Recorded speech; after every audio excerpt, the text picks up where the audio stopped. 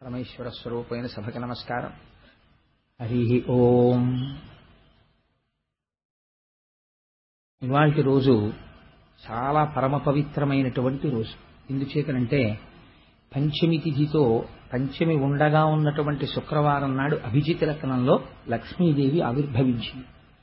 లక్ష్మీదేవి ఆవిర్భవించగానే కేవలం ఆవిడ చూపుల చేత లోకములకన్నిటికీ ఐశ్వర్యాన్ని ఇచ్చింది. దానివల్ల మొట్టమొదట అనుగ్రహాన్ని పొందినవాడెవరంటే దేవేంద్రుడు. ఇవాళ మనకి అనుకోకుండా ఈ ఉపన్యాస పరంపరా కార్యక్రమంలో శుక్రవారం నాడు పంచమి కలిసి ఉండగా లక్ష్మీదేవి ఆవిర్భావం వరకు చేరుకోగలము అని అనుకుంటున్నాను. ఆ పైన అమ్మదయ. అందుకని ఇంత కథాభాగానికి సంబంధించినంత వరకు మనకి లోకంలో ఒక నానుడి ఉంటుంది. సాధారణంగా లక్ష్మీదేవి యొక్క అనుగ్రహాన్ని కోరేవాళ్ళు ప్రబలంగా ఉంటారు. ఎందుచేతనంటే ప్రతివాడికి ఐశ్వర్యం కావాలి కనుక. అందుకని అది కోరడం తప్పు కూడా కాదు.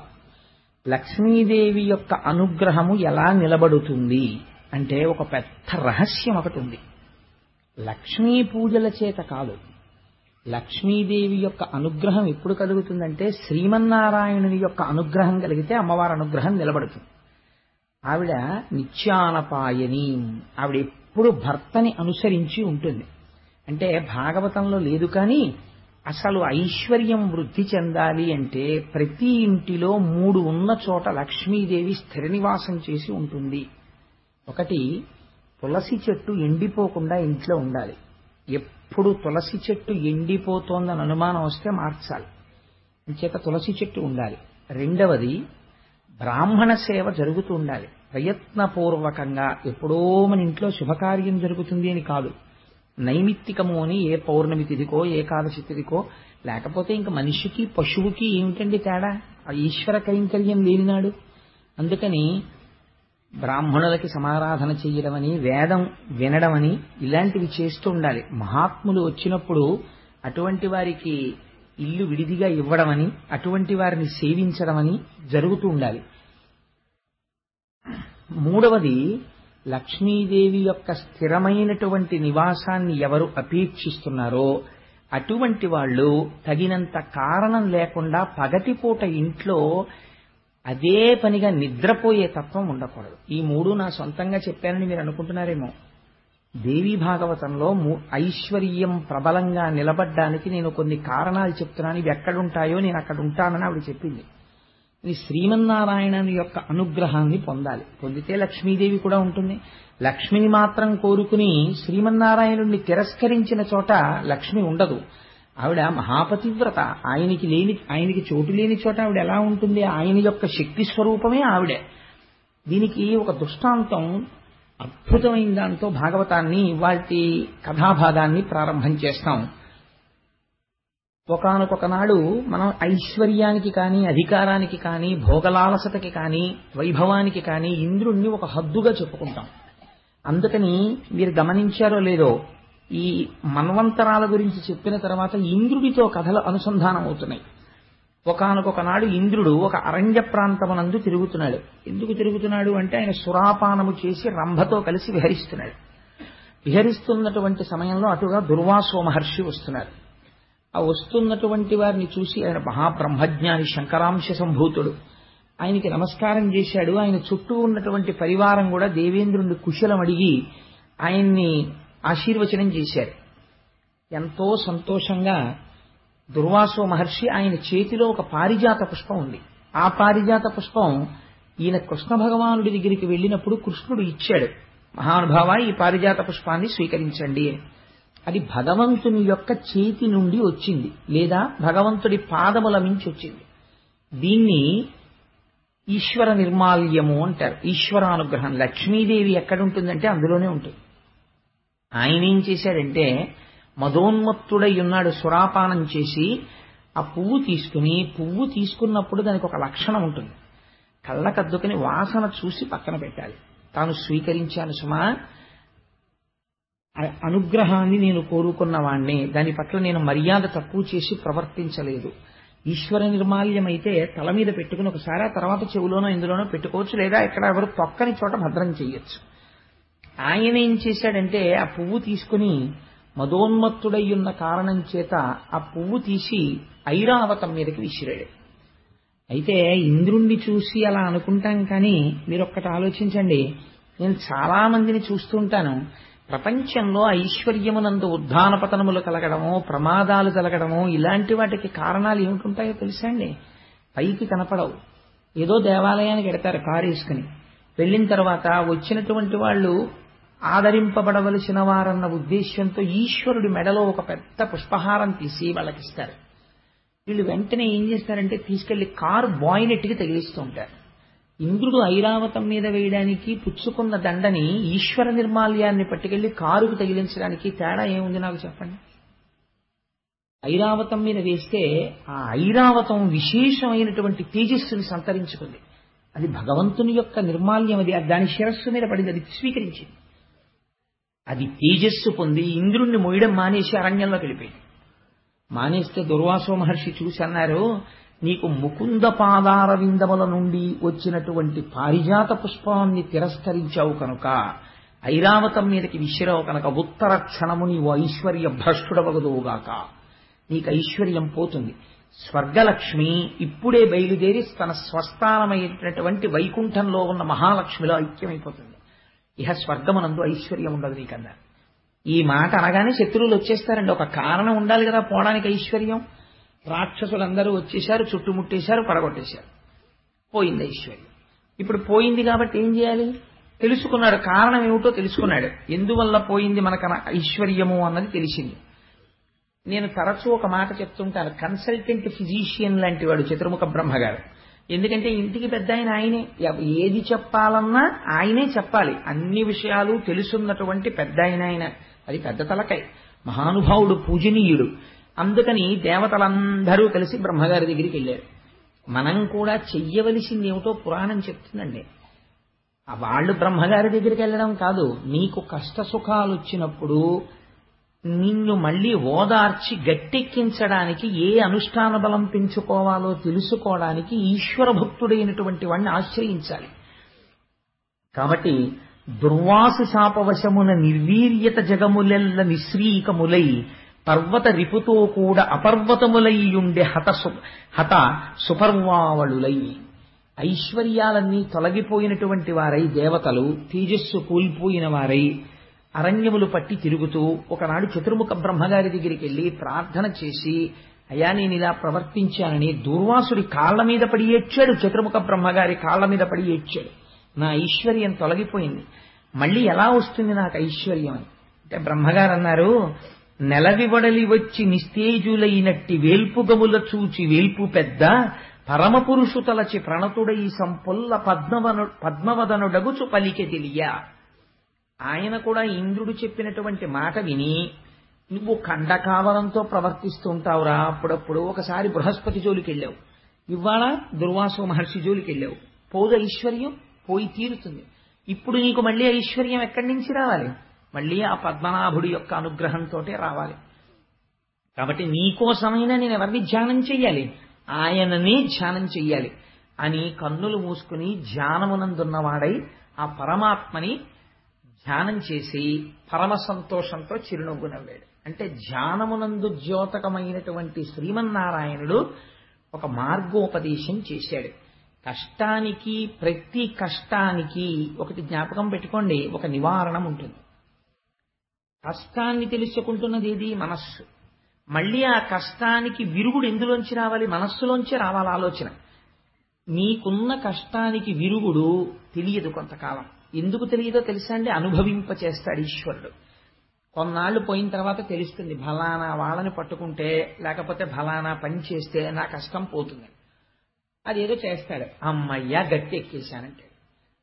ఇప్పటి వరకు ఆయన తెలుసున్నవాడే, కానీ మరి ఎందుకు వెళ్ళలేదు నువ్వు అంటే, కష్టమును అనుభవింపచేయుట కొరకని పరమాత్మ ఈ ఆలోచన నీ మనస్సులోకి ప్రవేశించకుండా నిరోధిస్తాడు కొంతసేపు.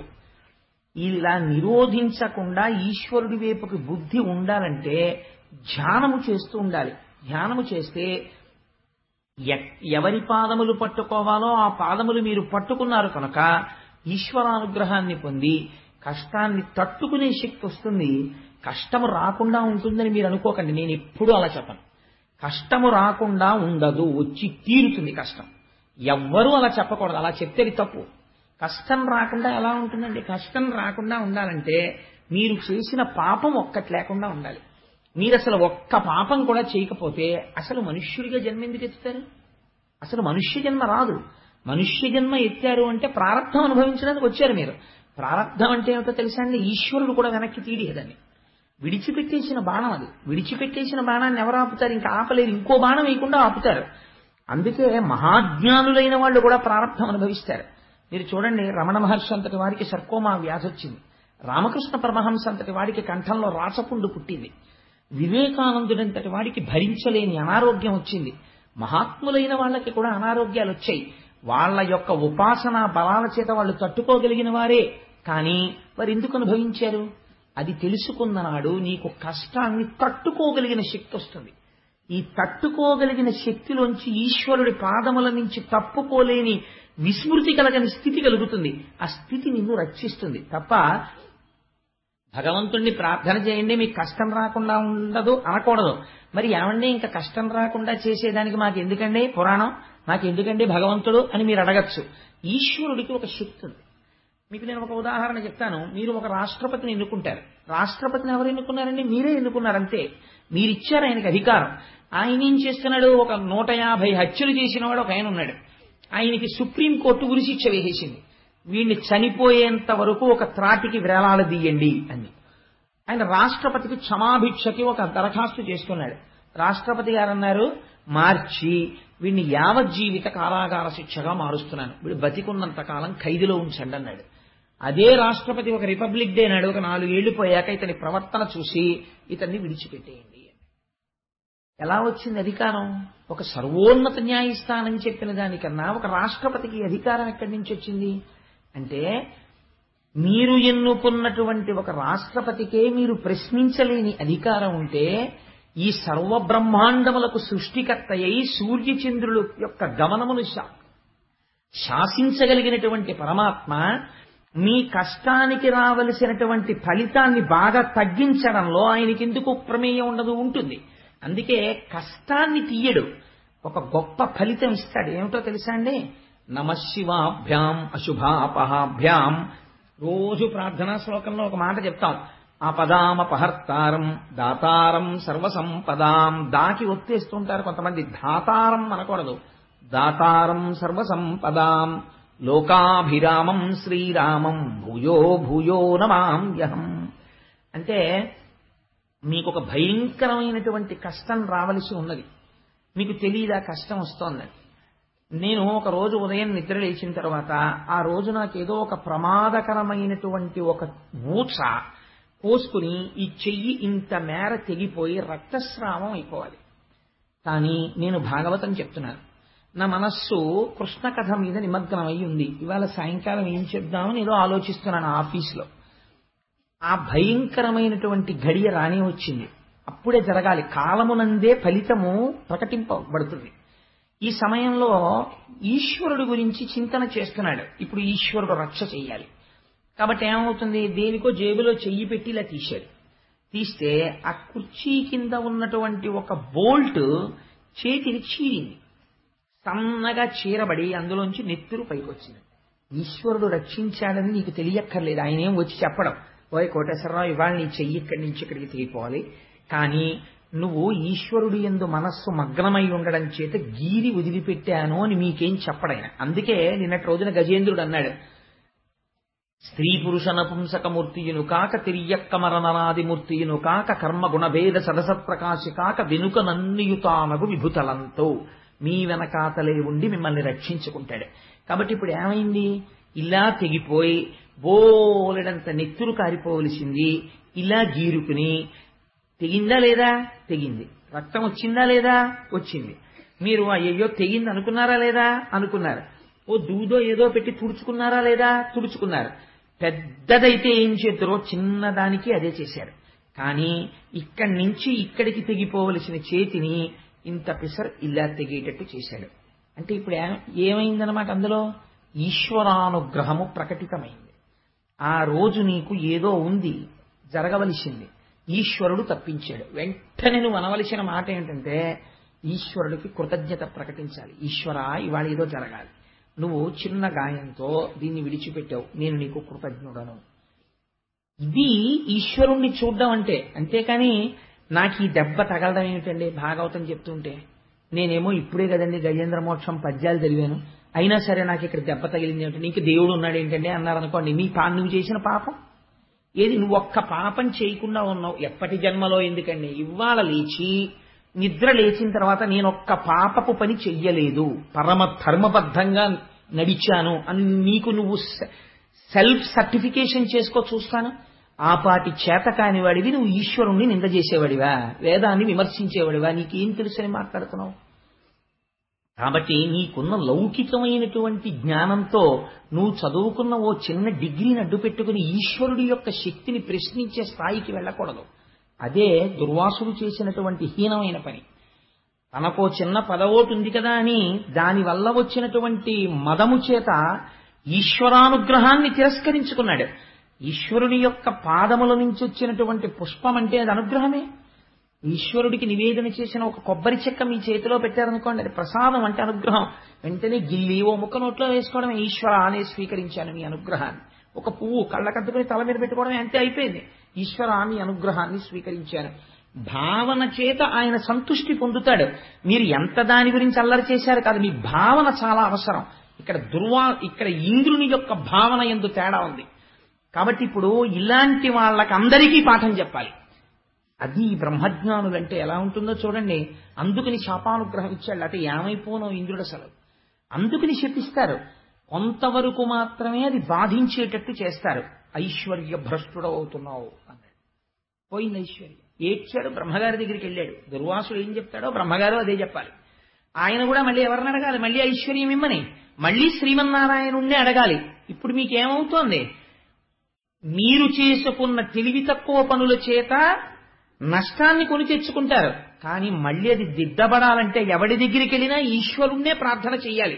వాడైనా మీరైనా ఎవరైనా ఈశ్వరానుగ్రహం కోసమే ప్రార్థన చేయాల్సి ఉంటుంది. అది ముందే ఎందుకు జాగ్రత్తగా ఉండవు ఈశ్వరుడి విషయంలో? కాబట్టి నువ్వు పోని హితం చెయ్యకపోతే, ఈశ్వరుడి ప్రార్థన చేయకపోతే వదిలిపెట్టేసేయి. లేనిపోని విమర్శలు ఎందుకు, లేనిపోనిటువంటి ఉద్ధతితో కూడిన ప్రవర్తన ఎందుకు ఈశ్వరుడి పట్ల? కాబట్టి పురాణాన్ని పురాణ కథగా తీసుకుంటే దానికి అర్థం ఉండదు. నీ జీవితాన్ని మలుచుకోవడానికి అది ఒక ఆలంబనం కావాలి. కనుక ఇప్పుడు బ్రహ్మగారు అన్నారు, వజ్జుండు రక్షణీయుడు సాధ్యుండు మాన్యుడని లేని సర్గత్రాణావవ్యాధులు నర్చు అతండాజ్యంత విధానమునకు అర్హుడు మనకున్.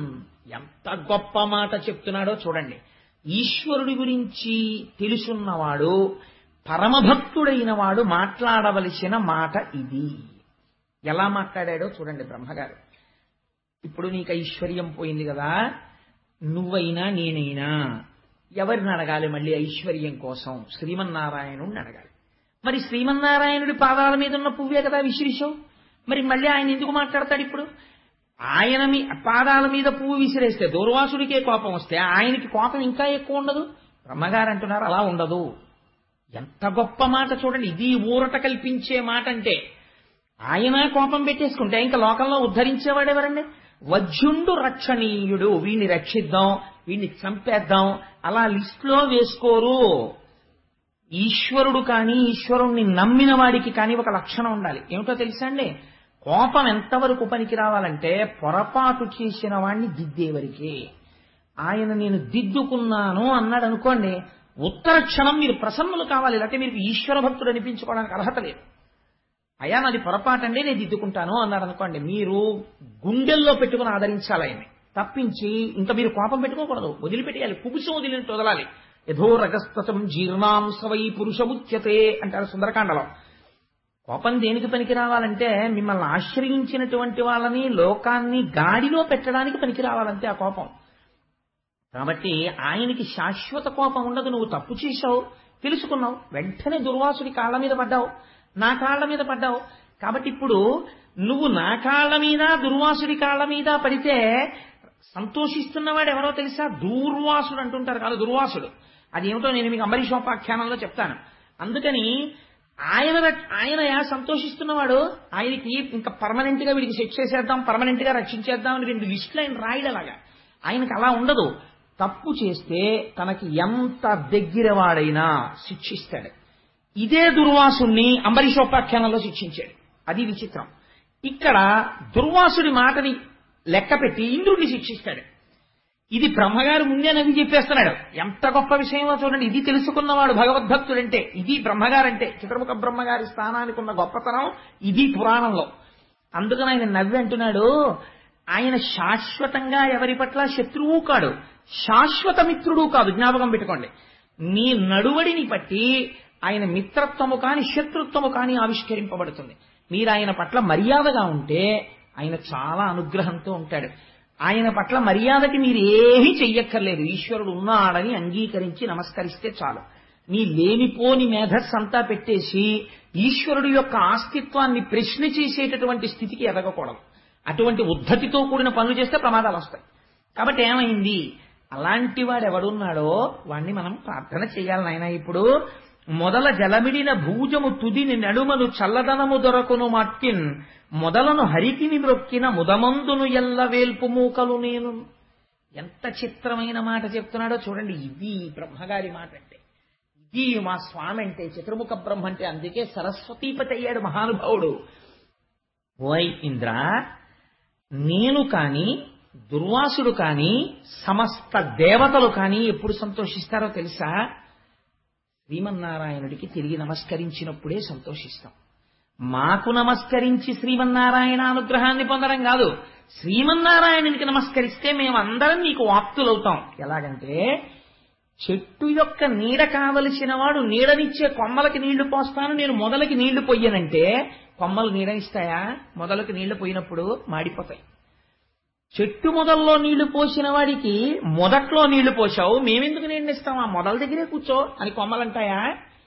పళ్ళిస్తాయి, నీడిస్తాయి, అన్నీ ఇస్తాయి. అలా అన్నిటికీ మూలమైన వాడెవడో వాడి పాదాలు పట్టుకోవయా. వాడు శ్రీమన్నారాయణుడు. వాడికి కోపం ఉండదు, వాడికి ద్వేషం ఉండదు. అటువంటి వాడిని ప్రార్థన చేద్దాం. ఇదండి భావన అంటే. ఇది ఇలా చెప్పగలిగిన వాడెవడో వాడు బ్రహ్మ, వాణ్ణి బ్రహ్మస్థానమునందున్నవాడు అంటారు. ఇది భగవంతుడి గురించి మాట్లాడటంలో అటువంటి ఓదార్పు వచనమును పలకగలగాలి, అంత చక్కగా మాట్లాడగలగాలి. ఈ మాట చెప్పగానే ఇంద్రుడికి ఇప్పటిదాకా అమ్మ బాబోయ్ నేను అపచారం చేసేశాను, ఎంత కోపం పెట్టేసుకున్నాడో, ఇంకా నాకు మళ్ళీ లక్ష్మీ వైభవం ఎప్పుడు దొరుకుతుందో అని బెంగెట్టుకున్న వాడికి మళ్ళీ భగవంతుడి పాదములు ఆశ్రయించడం చాలా తేలిక. తప్పు చేసిన వాణ్ణి ఆయన క్షమిస్తాడు. ఈ బుద్ధి కలిగిందనుకోండి, పశ్చాత్తాప ప్రకటనము జరిగిందనుకోండి, వెంటనే వరం ఇచ్చేస్తాడు ఆయన. దితి తప్పు చేసింది సంధ్యాకాలంలో. హిరణ్యకశిపుడు పుట్టాడు. భర్త దగ్గరికి వెళ్ళి పడింది. మనవడు ప్రహ్లాదుడు పుట్టాడు. తప్పు చెయ్యడం సహజం, పశ్చాత్తాపడి మళ్లీ జరగకుండా ఉండడం మంచి మనిషి యొక్క లక్షణం. కాబట్టి ఇంద్రుడు ఇప్పుడేం వెళ్ళి శ్రీమన్నారాయణకి ఎక్కడతో సహస్ర కలశాలతో అభిషేకమో సహస్ర కలువలతో పూజో మళ్లీ చేయలేదు. మీరు ఇది గమనించాలి. పురాణంలో ఇంద్రుడు లోపల వెంటనే అవును నిజమే, నా స్వామి పాదాలే పట్టుకుంటాను, ఆయన చేత్తో వచ్చిన పువ్వే కదా విసిరిశాను, పొరపాటు అదే కదా జరిగింది, స్వామి నాది తప్పే మన్నించు. ఒక్క మాట ఇలా అనుకుని మనసులో నమస్కారం చేశాడంతే. ఇలా అనేటప్పటికీ ఏమైంది, అది విచిత్రం. ఎక్కడో వెళ్లి కూర్చుని జీవితాంతం తపస్సు చేసినటువంటి వాళ్ళకి దొరకని దర్శనం పశ్చాత్తాపం కలగ్గానే ప్రత్యక్షం అయిపోయాడు. ఎలా ప్రత్యక్షం అయ్యాడు? ఒకవేయార్కులు కూడినట్టి కరువయ్య జత్ప్రభాభూతితో ఒక రూపైతనుదించు మాట్య హరిదానొప్పారే ఆ వేలుపుల్ వికలాలోకనులై విషణ్ణమతులై విభ్రాంతులై మ్రోలగానక శంకించిరి కొంత ప్రొద్దు విభుగానంబోలునే వారికి. ఎంత చిత్రమైన మాట చూడండి. ఎప్పుడైతే ఇలా మనస్సులో పశ్చాత్తాపంతో నమస్కరించారో ఒకేసారి 1000 సూర్యబింబాలు వచ్చి భూమి మీద దిగాయనుకోండి, వెంటనే ముందు మనకేమవుతుంది, కళ్ళు కనపడడం మానేస్తాయి. కళ్ళు కనపడడం మానేసి ఏమిటొచ్చింది, ఎదురుగుండా ఏమిటొచ్చిందని కళ్ళు మూసేసుకుంటాం, అంత వెలుతురు భరించలేక. అలాగే ఈశ్వర దర్శనము కలుగగానే సగుణముగా కనపడగానే అంతటా ఉన్నవాడు ఇక్కడ ఉన్నాడు, వింటున్నాడు మొర, అసలు చూడలేకపోయారు. చూడలేక కళ్ళు మూసేసుకున్నారు. ఎదురుగుండా ఉన్నదేదో అర్థం చేసుకోలేకపోయారు. ఇప్పుడు చూడడానికి కూడా ఈశ్వరానుగ్రహమే ప్రసరించింది. ఇది గమ్మత్తు. ఆయన్ని చూడ్డానికి ఉపకరణం ఏమిటో తెలుసా అండి? ఆయన అనుగ్రహమే. ఆయన అనుగ్రహంతోనే ఆయన్ని చూడాలి, లేకపోతే చూడటం కూడా కుదరదు. ఇప్పుడు ఆయన అనుగ్రహంతో ఆయన అంతటా వ్యాపించిన వాడు ఈ కంటితో చూడడానికి వీలుగా వచ్చి నిలబడ్డాడు. నిలబడితే ఈశ్వరానుగ్రహంతోనే చూశారు. అంటే ఇప్పుడు మీకు ఏం చెప్తున్నట్టు క్షీరసాగర మథనానికి ముందు? ఒక ప్రపంచంలో ఒక మహత్తరమైన శక్తి ఉన్నది. ఈ శక్తిని నీ పరిమితమైనటువంటి మేధస్సులో ఉండేటటువంటి ప్రశ్నలు వేసి ఇలా జరుగుతుందా, అలా జరుగుతుందా, ఇలాంటి లాజిక్ అంటారే, ఏదో ఒక పెద్ద చర్చ చేసి దాంట్లోంచి ఏదో సాధించగలనని అనుకుంటున్నావేమో. ఈశ్వరుడు లొంగేది విశ్వాసమునకే. జ్ఞాపకం పెట్టుకో. పువ్వు కాదు, పువ్వు ప్రసాదం ఏమిటి? అవిశ్వాసం. పోయిందంతే ఐశ్వర్యం. ఈశ్వరుడి పాదాలు పట్టుకుంటే వస్తుంది విశ్వాసం. మళ్ళీ అనుగ్రహం కాదు, ఏకంగా ప్రత్యక్షం అయిపోయాడు ఆయన. ఇప్పుడు ఆయన కనబడ్డాడు, మళ్ళీ ఆయన అనుగ్రహంతోనే కనబడ్డాడు ఆయన, లేకపోతే చూడలేవు ఈ కళ్ళు అని నమస్కరించి వీళ్ళందరూ ప్రార్థన చేస్తే, వీళ్ళందరి పనుపున పెద్ద ఆయన ఉన్నాడు చతుర్ముఖ బ్రహ్మగారు, ఆయనే ప్రార్థన చేస్తున్నాడు. ఎంత గొప్ప ప్రార్థన చేశాడో చూడండి. ఈ పద్యం నేను అనుకుంటున్నాను అసలు ప్రతి వాళ్ళకి ధారణలోకి రావాలండి. ఈ పద్యం పోతన గారి గొప్పతనం ఏమిటంటే ఆంధ్రీకరించడంలో చాలా పెద్ద పెద్ద విషయాల్ని చాలా చిన్న చిన్న పద్యాల్లో రాస్తారు. పెద్ద పెద్ద సీస పద్యాల్లో రాయరు. చాలా చిన్న కందం, తేటగీతి, ఆట వలది ఇలాంటి వృత్తాల్లో ఇస్తారు ఆయన. ఆయన అంటున్నారు, అన్నం అవనియందు అమృతంబు గోవులయందు వహ్ని సమిధలందు అమరయోగవశత పొందునోజను బుద్ధిచే అగను నిన్ను కాంతురాత్మవిధులు.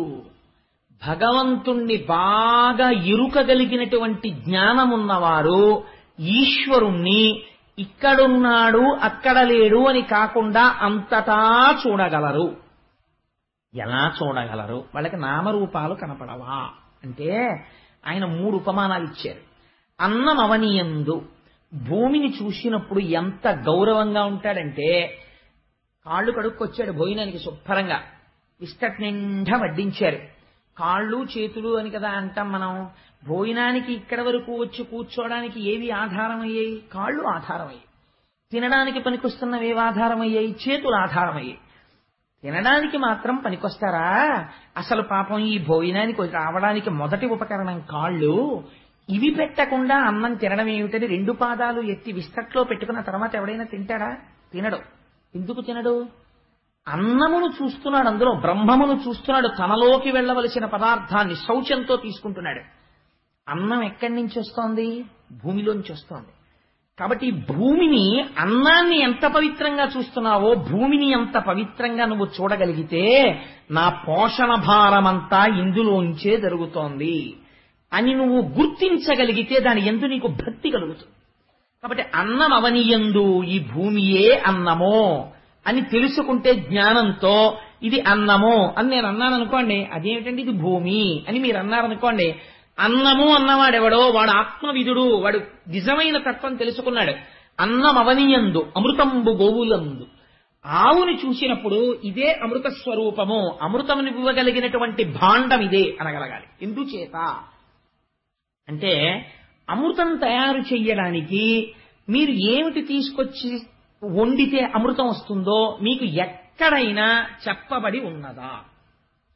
ఓ వంకాయ కూర వండుకోవాలి, ఎలా వస్తుందో చెప్తారు. పాలు వస్తాయి, ఎలా వస్తాయో చెప్తారు. అవి చెప్తారు. అమృతం తినాలని ఉంటుంది ప్రతివాడికి. అమృతంలా ఉందండి అంటాడు. అమృతమే వండుతానండి, ఎలా వండుతారు చెప్పండి అన్నారు అనుకోండి, ఎక్కడా లేని విధానం.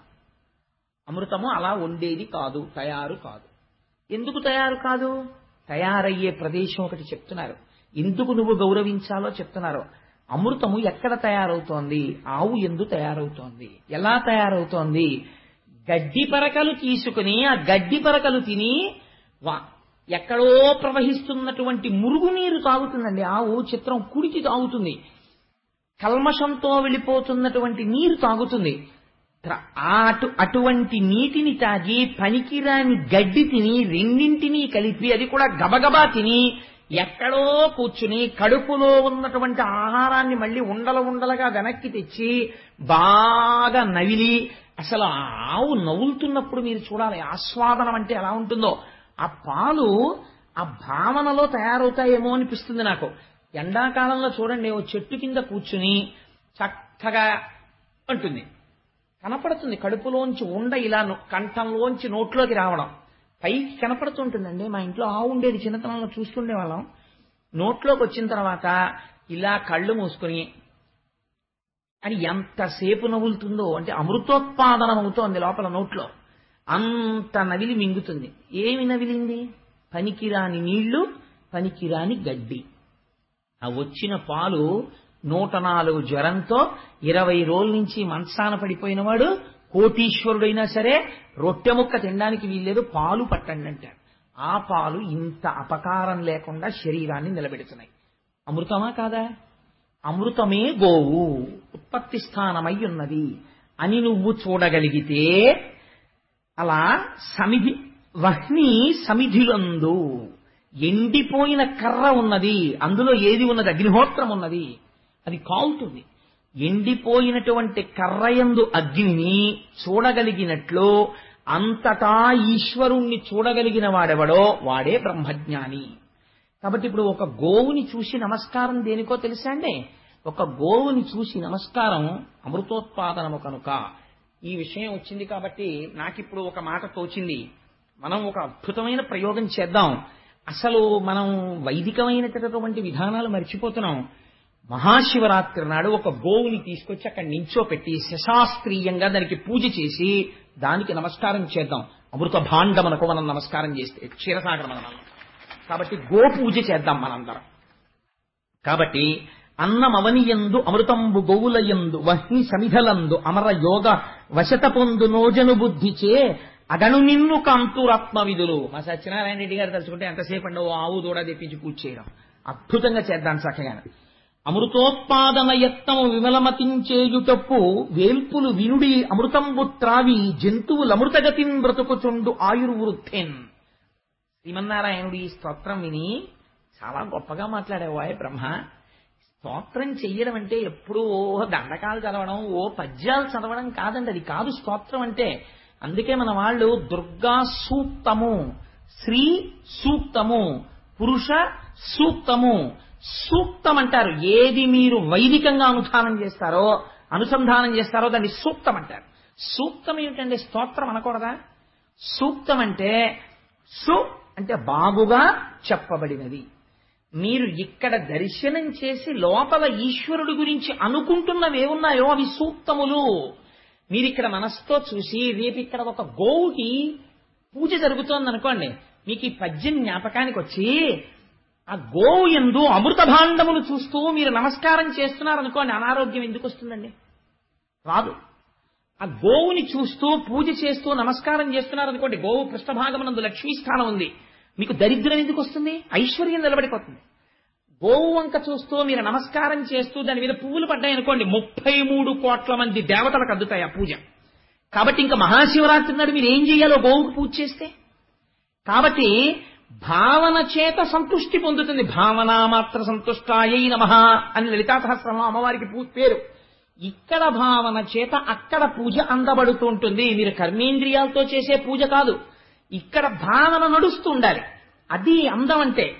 సరే, అందుచేత ఆయన అన్నారు, దీనికి పొంగిపోయాడు ఆయన ఈ స్తోత్రానికి. అంటే తెలుసుకోవలసినది తెలుసుకుని చెప్పినది ఏదో అది సూక్తమో. అది లౌకికమైన క్వాలిఫికేషన్స్ కి దొరికేది కాదు. నేను ఎంఏ చదివానండి, నేను ఎంఎస్సీ చదివానండి, నేను ఎంకామ్ చదివానండి, నీకేమైనా ఓ 1000 రూపాయలు ఎక్కువ వచ్చి నీ ఇంట్లో కాస్త ఇంకో మేడేసుకుని ఇంకో 2 ఆధారాలతో అన్నం తినడానికి పనికొస్తుందేమో, అదంతే. కానీ ఆ చదువు వేదము కాదు. నువ్వు ఏది తెలుసుకున్న తరువాత వేరొకటి తెలుసుకోవలసిన అవసరము లేదో ఆ చదువు కాదు నువ్వు చదువుకున్న చదువు. అది నీ కుక్షింభరత్వానికి కడుపు నింపడానికి పనికొచ్చే చదువు అంతే. అంతకమించి ఈశ్వరుణ్ణి చేరడానికి పనికొచ్చే చదువు అది కాదు. ఆ చదువు చదువులలోని మర్మమెల్ల చదివితి తండ్రి అంటాడు. ఆ చదువు బ్రహ్మవిధులకు మాత్రమే తెలిసున్న చదువు. కాబట్టి ఈ మాట వింటే ఆయన సంతోషపడిపోయన్నాడు, ఐశ్వర్యం కదా పోయిందని ఏడుస్తున్నావు. ఈశ్వరానుగ్రహం కలిగితే ఆయన పట్ల భక్తితో ఒక్క క్షణం అలా మనస్సు నిలబడితే నిజంగా వెంటనే ఈశ్వరుడు ఎలా అనుగ్రహిస్తాడో చూడండి.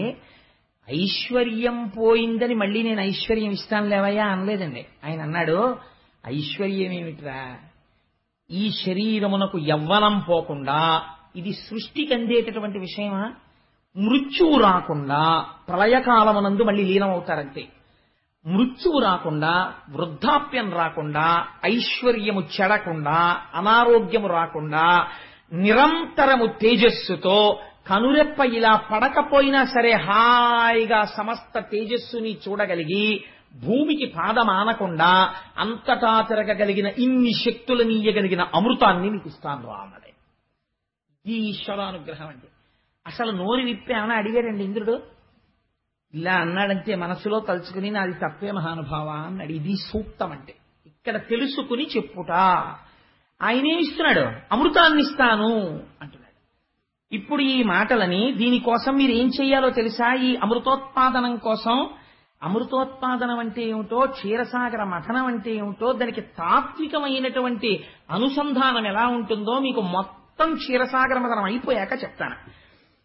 పాలమున్నీటి లోపల సర్వతృణల ఔషధములు తెప్పించి చాలవైచి, మందర శైలంబు మంధానముగ చేసి తనర వాసుకిదరి త్రాడు చేసి, నా సహాయత చేత నలినందరును మీరు తరువుడు వేగ మతంద్రులగుచూ ఫలము మీదయ్యడు. బహుళ దుఃఖముల బడదురు దైత్యులు పాపమతులు, అలసటయును లేక అఖిలార్థములు కల్గు, విషధిలోన ఒక్క విషము పుట్టు కలగి వెరవవలదు, కామ రోషంబులు వస్తు చేయమునందు వలదు చేయ.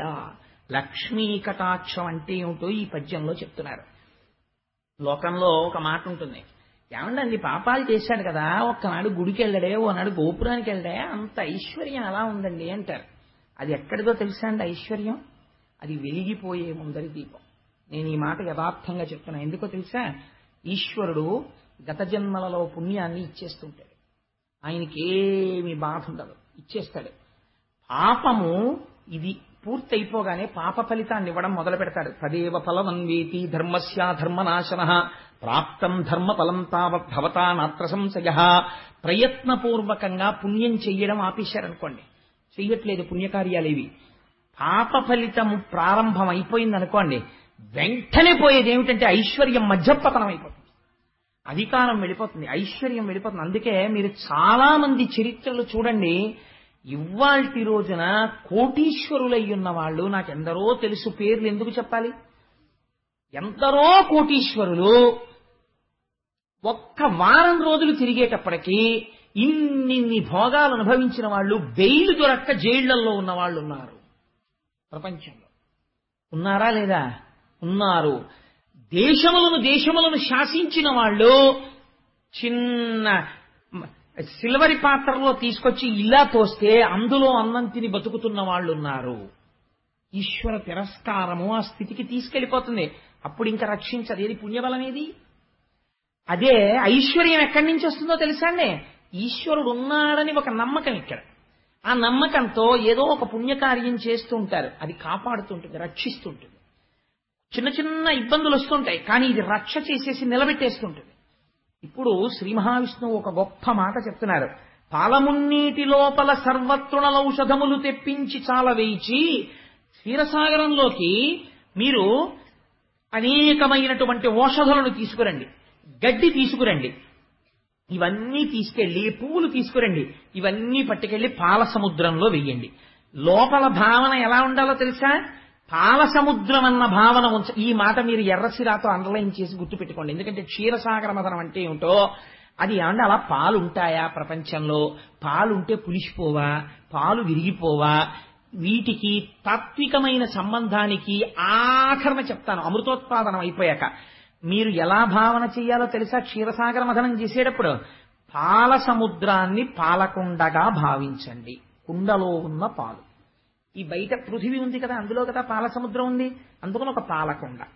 ఇప్పుడు ఆ పాలు చిలికేటప్పుడు పెరుగు చిలుకుతారు సాధారణంగా. ఈయనేమంటున్నారు? పాలు చిలకమంటున్నారు. ఈ మాటలు జ్ఞాపకం పెట్టుకోండి బాగానే. ఈ పాలు చిలికేటప్పుడు అందులో ఔషధీ పత్రములను వెయ్యండి, తృణములు గడ్డి వెయ్యండి, ఇవన్నీ వెయ్యండి.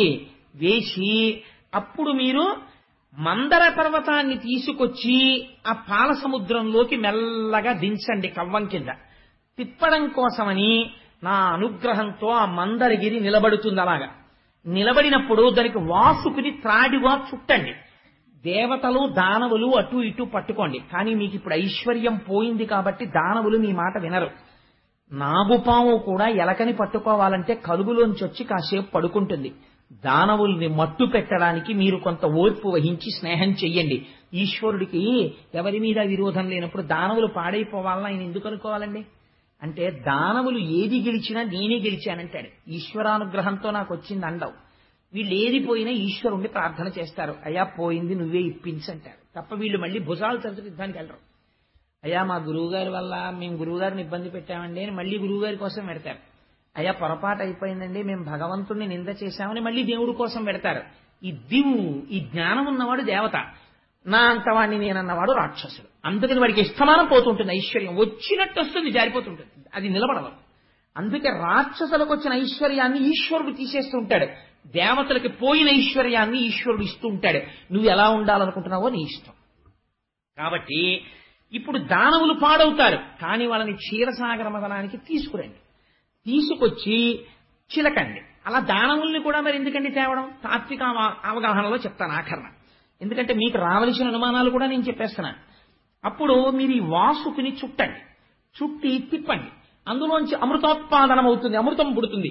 పుట్టే ముందు హాలాహలం వస్తుంది. మొదట మీరు కోరుకున్న వస్తువులు వస్తాయి అనుకోకండి, విషం వస్తుంది, అగ్నిహోత్రం వస్తుంది, భయపడకండి, పూనికతో మళ్ళీ చిలకండి.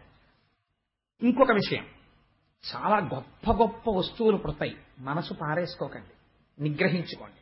నేను ఇస్తే పుచ్చుకోండి, లేకపోతే ఊరుకోండి.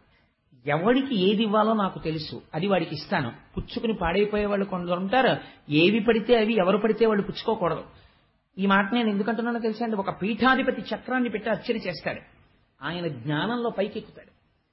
ఒక గృహస్థుడు ఇచ్చి చక్రం పెట్టాడు అనుకోండి, పెద్ద శ్రీచక్రం పట్టుకొచ్చి పెట్టేశాడు అనుకోండి, దెబ్బతింటాడు. ఎందుకని? ఆరాధన తెలియాలి. నా ఇంట్లో ఫ్యూజ్ పోతే నేను వేసుకోవచ్చు, పోల్ మీద ఫ్యూజ్ పోస్తే పోల్ ఎక్కాను అనుకోండి కింద పడిపోతాను. పోల్ మీదకి ఎక్కేవాడికి గ్లోవ్స్ పెట్టుకోవాలి, వాడు ఏపీఎస్సీబీ ఎంప్లాయ్మెంట్ లో ఉండాలి, ఏవో కొన్ని లక్షణాలు ఉంటాయి.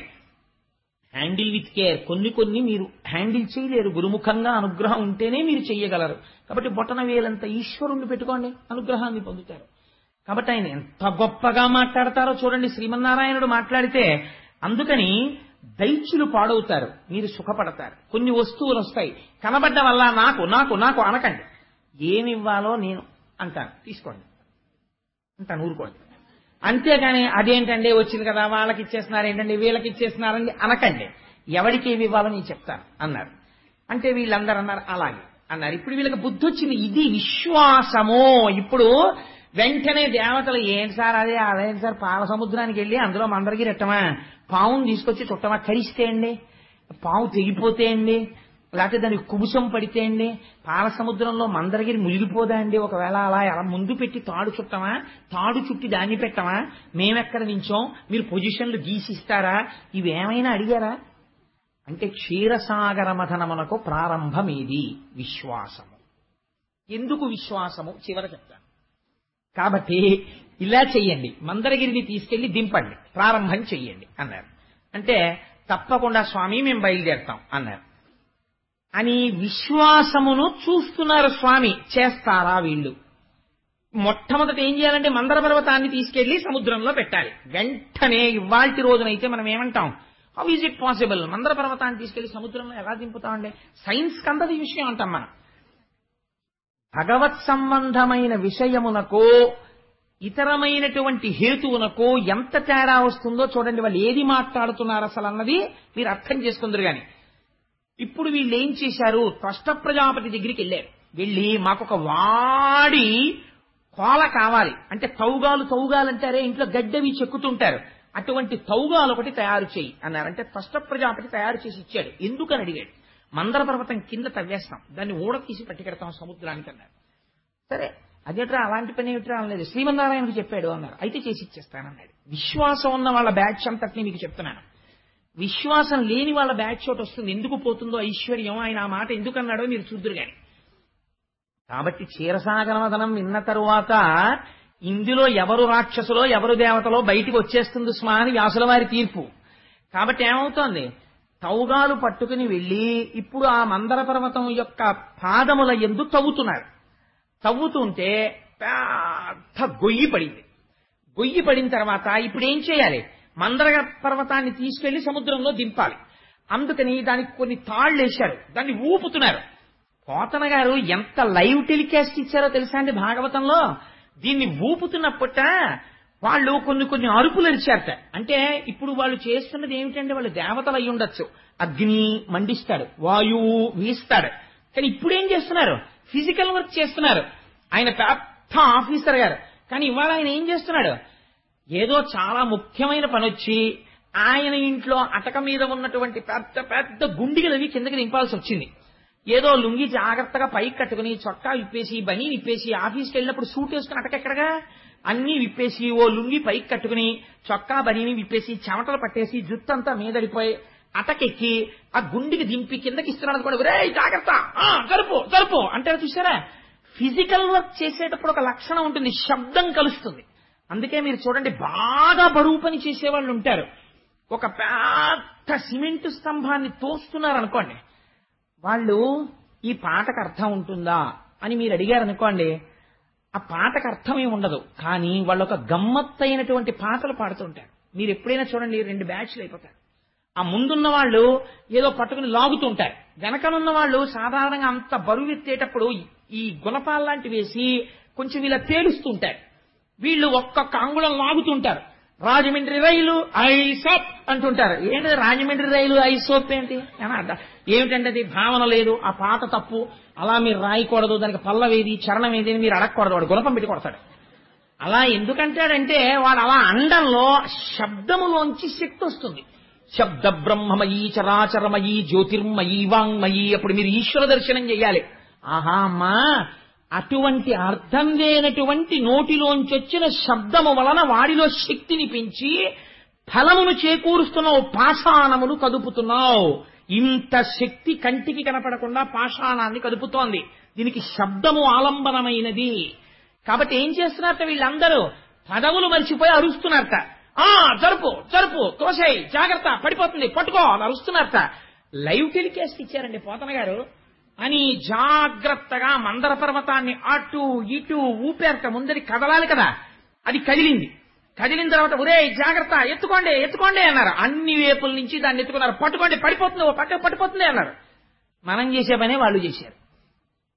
పొడుగు వాళ్ళు ఓ పక్కన చేరిపోయారు, గభాలను కొంచెం పైకెత్తేశారు. ఇటువైపు వాళ్ళు పట్టుకోలేపారు, అది మీద అడిపోయేటప్పటికీ దీని తాత్విక అవగాహన వింటే ఆశ్చర్యపోతారండి. ఇది మీద పడిపోతే కొంతమంది చచ్చిపోయారు, కొంతమంది పారిపోయారు.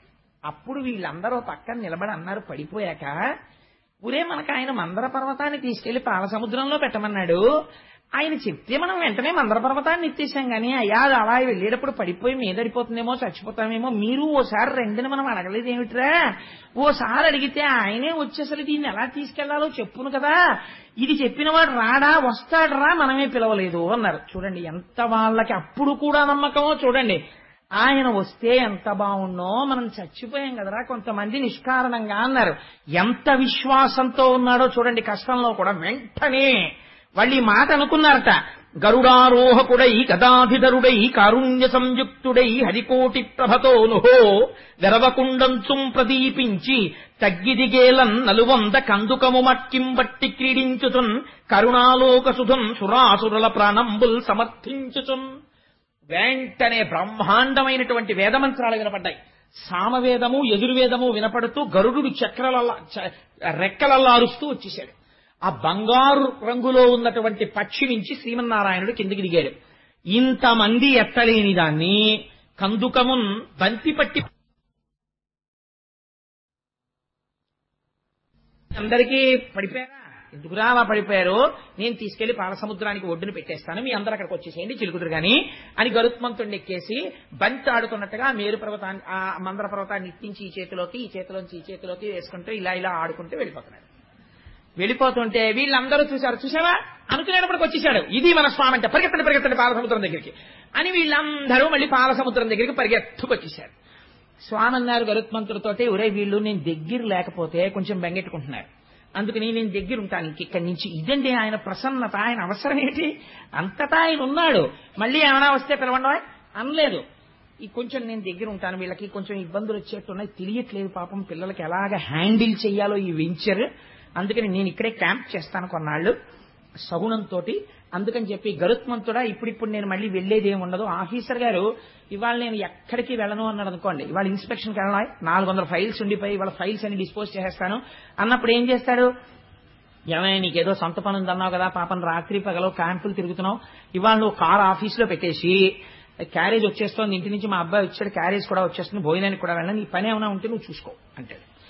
ఏమైనా టీఏ బిల్ అవి ఉంటే రాసుకో ఎక్కడో కూర్చుని, అందుకని ఇవాళ నేను ఎక్కడికి బయటికి వెళ్ళను అంటే ఆయన డ్రైవర్ గారు కారు షెడ్ లో పెట్టేస్తే ఆఫీస్కి వస్తున్న వాడికి తెలిసిపోతుంది, ఓహో ఇవాళ అయితే ఆఫీసర్ గారు ఎక్కడికి వెళ్ళరు, ఫైల్ డిస్పోజ్ అయిపోతున్నాయని. అలాగా ఆయన గరుత్మంతుడిని పంపించేశాడు. అంటే మీకేమిటి అర్థం అవుతుంది, ఇక్కడే ఉంటాడు, అంతటా వ్యాపించి ఉన్నవాడు ఈ చిన్న మొరటి ఎంత లొంగిపోయాడో చూడండి, ఇక్కడే సగుణముగా ఉండిపోతున్నాడు. ఎవరిని రక్షించడానికి? దేవతల్ని దానవుల్ని కూడా. రక్షణ ఎలా అవుతుంది? శిక్షణ ఉంది కదా, అందులో శిక్షణ కూడా రక్షణ పాఠం నేర్చుకుంటే. కాబట్టి ఇద్దరినీ రక్షించడానికి అక్కడ ఉన్నాడు. ఈ మాట ఎంత పెద్ద మాట అండి. నాన్నగారు పిల్లాన్ని కొట్టాడు అనుకోండి, నాన్నగారు పిల్లాన్ని శిక్షించాడు అనకూడదు, శిక్షణ రూపమునందు రక్షణ చేశాడనాలి. కొట్టి పిల్లాన్ని బాగు చేస్తున్నాడు తండ్రి. కాబట్టి ఇద్దరినీ రక్షించడానికి ఆయన వచ్చారు. వచ్చి ఉదయ్ దీనికి ఇప్పుడు వాసుకుని చూడదాం, అలా రమ్మంటే ఏం రాడాయన, మీరు నచ్చ చెప్పండి, ఏం పర్వాలేదయ్యా, నిన్న అలా ఏం నలిపోయామని చెప్పండి, తీసుకురండి, ఒళ్ళు నొప్పిడుతుంది కదా బాబోయ్, ఈ పర్వతానికి చుట్టుకుంటే అంటాడు, గుండ్రంగా దీన్ని చెక్కండి మెత్తగా ఉండేటట్టు, ఆ తాడు అటు కిందకి పైకి చల్ల చెయ్యడం రాని వాళ్ళు ఆ తాడు పట్టుకుని లాగేటప్పుడు ఏమవుతుందంటే, అలవోకగా ఈ చేత్తో తాడు లాగుతున్నప్పుడు ఈ తాడు వదలాలి, మళ్ళీ ఈ తాడు లాగుతున్నప్పుడు ఈ తాడు వదలాలి, అలా లాగేటప్పుడు బ్యాలెన్సింగ్ గా లాగాలి, లేకపోతే ఈ కవ్వం వెళ్లి కొండకి దిగకుండా పగిలిపోతుంది. అలాగని అది లోపలికి దిగిపోయినప్పుడు మీరు చెస్ అని తిప్పించారనుకోండి, పెరుగంతా చిందిపోతుంది. కవ్వం పైకి తేలిపోయింది అనుకోండి, అంచులకు తగిలేసి ఒక్కొక్కసారి కవ్వం పైకి వచ్చేస్తుంది. అలా ఉండకూడదు, ఇలా ఉండకూడదు, అందంగా ఇటు వదలాలి ఇటు వదలాలి. అందుని కవ్వానికి కింద కట్టకూడదు, పైకి కట్టకూడదు, మధ్యలో కట్టాలి. ఆ తాడు జారిపోనంత శక్తి అక్కడ నిక్షేపింపబడాలి. అలా చల్ల చెయ్యాలి. అంటే నీకేమైనా అనుభవం ఉందా అని మీరు అనుకోకండి. అందుకని అలా చల్ల చెయ్యాలి. ఆ చల్ల చేయడం ఒక పెద్ద ప్రావీణ్యం, అది గొల్లలు చేస్తారు. అందుకని పోతన గారు అన్నారు, పెద్ద గొల్ల కృష్ణుడు ఇవ్వాలన్నారు. శ్రీమన్నారాయణుడు ఈనాడు పెద్ద గొల్లవాడు అన్నారు. ఎందుకని అంత బాగా చల్ల చేయిస్తున్నాడు కాబట్టి. అందుకని చెక్కించాడు. చెక్కించి వాసుకుని తీసుకొచ్చాడు. తీసుకొచ్చి ఆ వాసుకుని చుట్టారు. చుట్టి ఇప్పుడు ఆ మందర పర్వతాన్ని పాల సముద్రంలోకి పెట్టారు. పెట్టి ఇది మునిగిపోకూడదు, మునిగిపోనంతగా తేల్చి పట్టుకోవడంలో ఒడుపు ఉండాలి. పట్టుకుని తిప్పుదాం అటు ఇటు అందరం. కాబట్టి జాగ్రత్తగా పట్టుకోండి. ఓ కర్రో ఏదో ఉంది కదండి, మరి తాడు కట్టాలి. వాసుకి తనంత తాను జీవశక్తి, అది భూమి యందు సర్పములకు రాజు, అందుకని తాను అలా పట్టగలడు. తను చుట్టి ఉన్నప్పుడు మనం తిప్పాలి జాగ్రత్తగా. రండి అని దేవతల్ని పిలిచి, ఒరే మీరందరూ తలలు పట్టుకోండి అన్నాడు. దానవుల్ని పిలిచి మీరందరూ తోక పట్టుకోండి అన్నాడు. అనగానే దేవతలందరూ వెళ్లి గబగబా తలలు పట్టుకున్నారు, రాక్షసులందరూ వెళ్లి తోక పట్టుకున్నారు. ఇప్పటి వరకు దైత్యులు భగవంతుడి మాట తిరస్కరించడం అంటే ఏమిటో మీరు చూడండి. రాక్షసులు వాళ్ళు అన్నారు వెంటనే శ్రీమన్నారాయణుని చూసి, స్వచ్ఛమైన పణంబు మీరలు చక్కపట్టి మధింపగా పుచ్చమేటికి మాకు పట్టగా పురుషత్వము కల్గి మేమచ్చమైన తపోబలాధ్యాయనాన్వయంబుల వారమై ఇచ్చయింతుమే తుచ్చవృత్తికి ఇండు మాకు ఫణాగ్రములు. ఏమిటయా రాజ్యం మాది, ఇప్పుడు ఇంద్రుడికి రాజ్యం పోయింది. మేము మహాపండితులం, మహాతపస్సు చేసిన వాళ్ళం, పరిపాలకులం. మేము తోకట్టుకోవడం ఏమిటి, మీరు తలకాయ ఎట్టుకోవడం ఏంటి? పాము తోకట్టుకోమన్నాడు రా అని సంతోషించాలి. వాళ్ళు తలకాయలు ఎట్టుకుంటా ఉంటున్నారు. మీరు తలకాయ ఎట్టుకున్నారు కాబట్టి నేను తలకాయే పట్టుకుంటాం, మీరే తోకట్టుకోండి. మేమింత తెలివి తక్కువనా, మేమెందుకు పట్టుకుంటాం? తుచ్చమైన తోక మేమెందుకు కట్టుకుంటాం? మీరేమో చక్క తలకాయలు ఎట్టుకుంటారా? స్వచ్ఛమైన తలకాయలు అక్కర్లేదు, మేమే తలకాయలు ఎట్టుకుంటాం. అంటే ఇది ఎలా ఉంటుందో తెలుసా అండి? అవతలవాడు ఏ పని చేస్తానంటాడో అలాంటి పనే అవతలవాడు చేయడం. ఎందుకనంటే తను వృద్ధిలోకి రావడానికి కాదు, అవతలవాడు ఎలా చెప్పాడు అలా. నాకు ఒక విషయం జ్ఞాపకానికి వస్తుంది. మా మామయ్య ఒక ఆయన ఉండేవాడు, ఆయనకు 3 కొడుకులు. ఓ రోజు నేను విశాఖపట్నం వెళ్ళినప్పుడు పెద్ద కొడుకుని పిలిచి, ఎవరే నువ్వు ఏమవుతావురా అన్నాడు. అంటే ఆయన అన్నాడు, నేను విమానం డ్రైవర్ అవుతాను నాన్నగారు అన్నాడు. కొంచెం అదోలా చూసి, అలా ఎందుకు అవ్వాలనుకుంటున్నావు అన్నాడు మా మామయ్య. అంటే రోడ్డు మీద ఏదైనా వెళదాము అంటే ఆ కారు జీపు అన్ని అడ్డొస్తాయండి, పడిపోతుంటే విమానానికి అయితే ఏం అడ్డుండో, హాయిగా వెళ్ళిపోవచ్చు, పడితే విమానం డ్రైవర్ అవుతాను నాన్నగారు అని. వాడు ఆ కోణంలో చూశాడు. అందుకని నేను విమానం డ్రైవర్ అవుతాను. ఆల్రెడీ బాగానే ఉంది, ఫోన్లే పైలట్ ఆఫీసర్ బాగానే ఉంది కదా, సరే అలా నువ్వు అవ్వచ్చు, నేను సంతోషించాను. రెండో వాడిని పిలిచి ఒరే నువ్వేమవుతావు అన్నాడు. అంటేనా వాడు పెద్దవాడు ఏం చెప్పాడో అదే కోణంలో ఆలోచించాడు. ఆలోచించి నాన్నగారు నేను కారు డ్రైవర్ అవుతానన్నాడు. ఎందుకు అవుతావు అన్నాడు కొంచెం బాధపడి. ఫోన్లే సొంత కారు అనుకుందాం అందాక అనుకుని కారు డ్రైవర్ ఎందుకు అవుతావు అన్నాడు. అంటే నాన్నగారు స్కూటర్ కానీ సైకిల్ కానీ అయితే వెళ్తున్నప్పుడు పడిపోతే దెబ్బలు తగులుతాయండి, కారు అయితే ఇలా పడిపోదు కదా, మహా అయితే ఇలా ఆగిపోతుంది, కారు గుద్దుకుంటుంది కానీ నాకేం గుద్దుకోదు కదా అన్నాడు. సరే వీడి పని కూడా బాగానే ఉంది అనుకోలేదు. మూడో వాడిని పిలిచి నువ్వేమవుతావు అన్నాడు. నాన్నగారు నేను రిక్షా తొక్కుకుంటాను అన్నాడు. అదేమి అన్నాడు. ఎప్పుడైనా కారు పడిపోతే ప్రమాదం జరిగి తీరుతుంది, రిక్షా పడిపోతే ఏమీ అవదు పెద్ద ప్రమాదం, అందుకని రిక్షా తొక్కుకుంటానన్నాడు. కాబట్టి పెద్దవాడు మొదలుపెట్టిన కోణం మూడో వాడి దగ్గరికి వెళ్ళేటప్పటికి అధోగతి అయింది.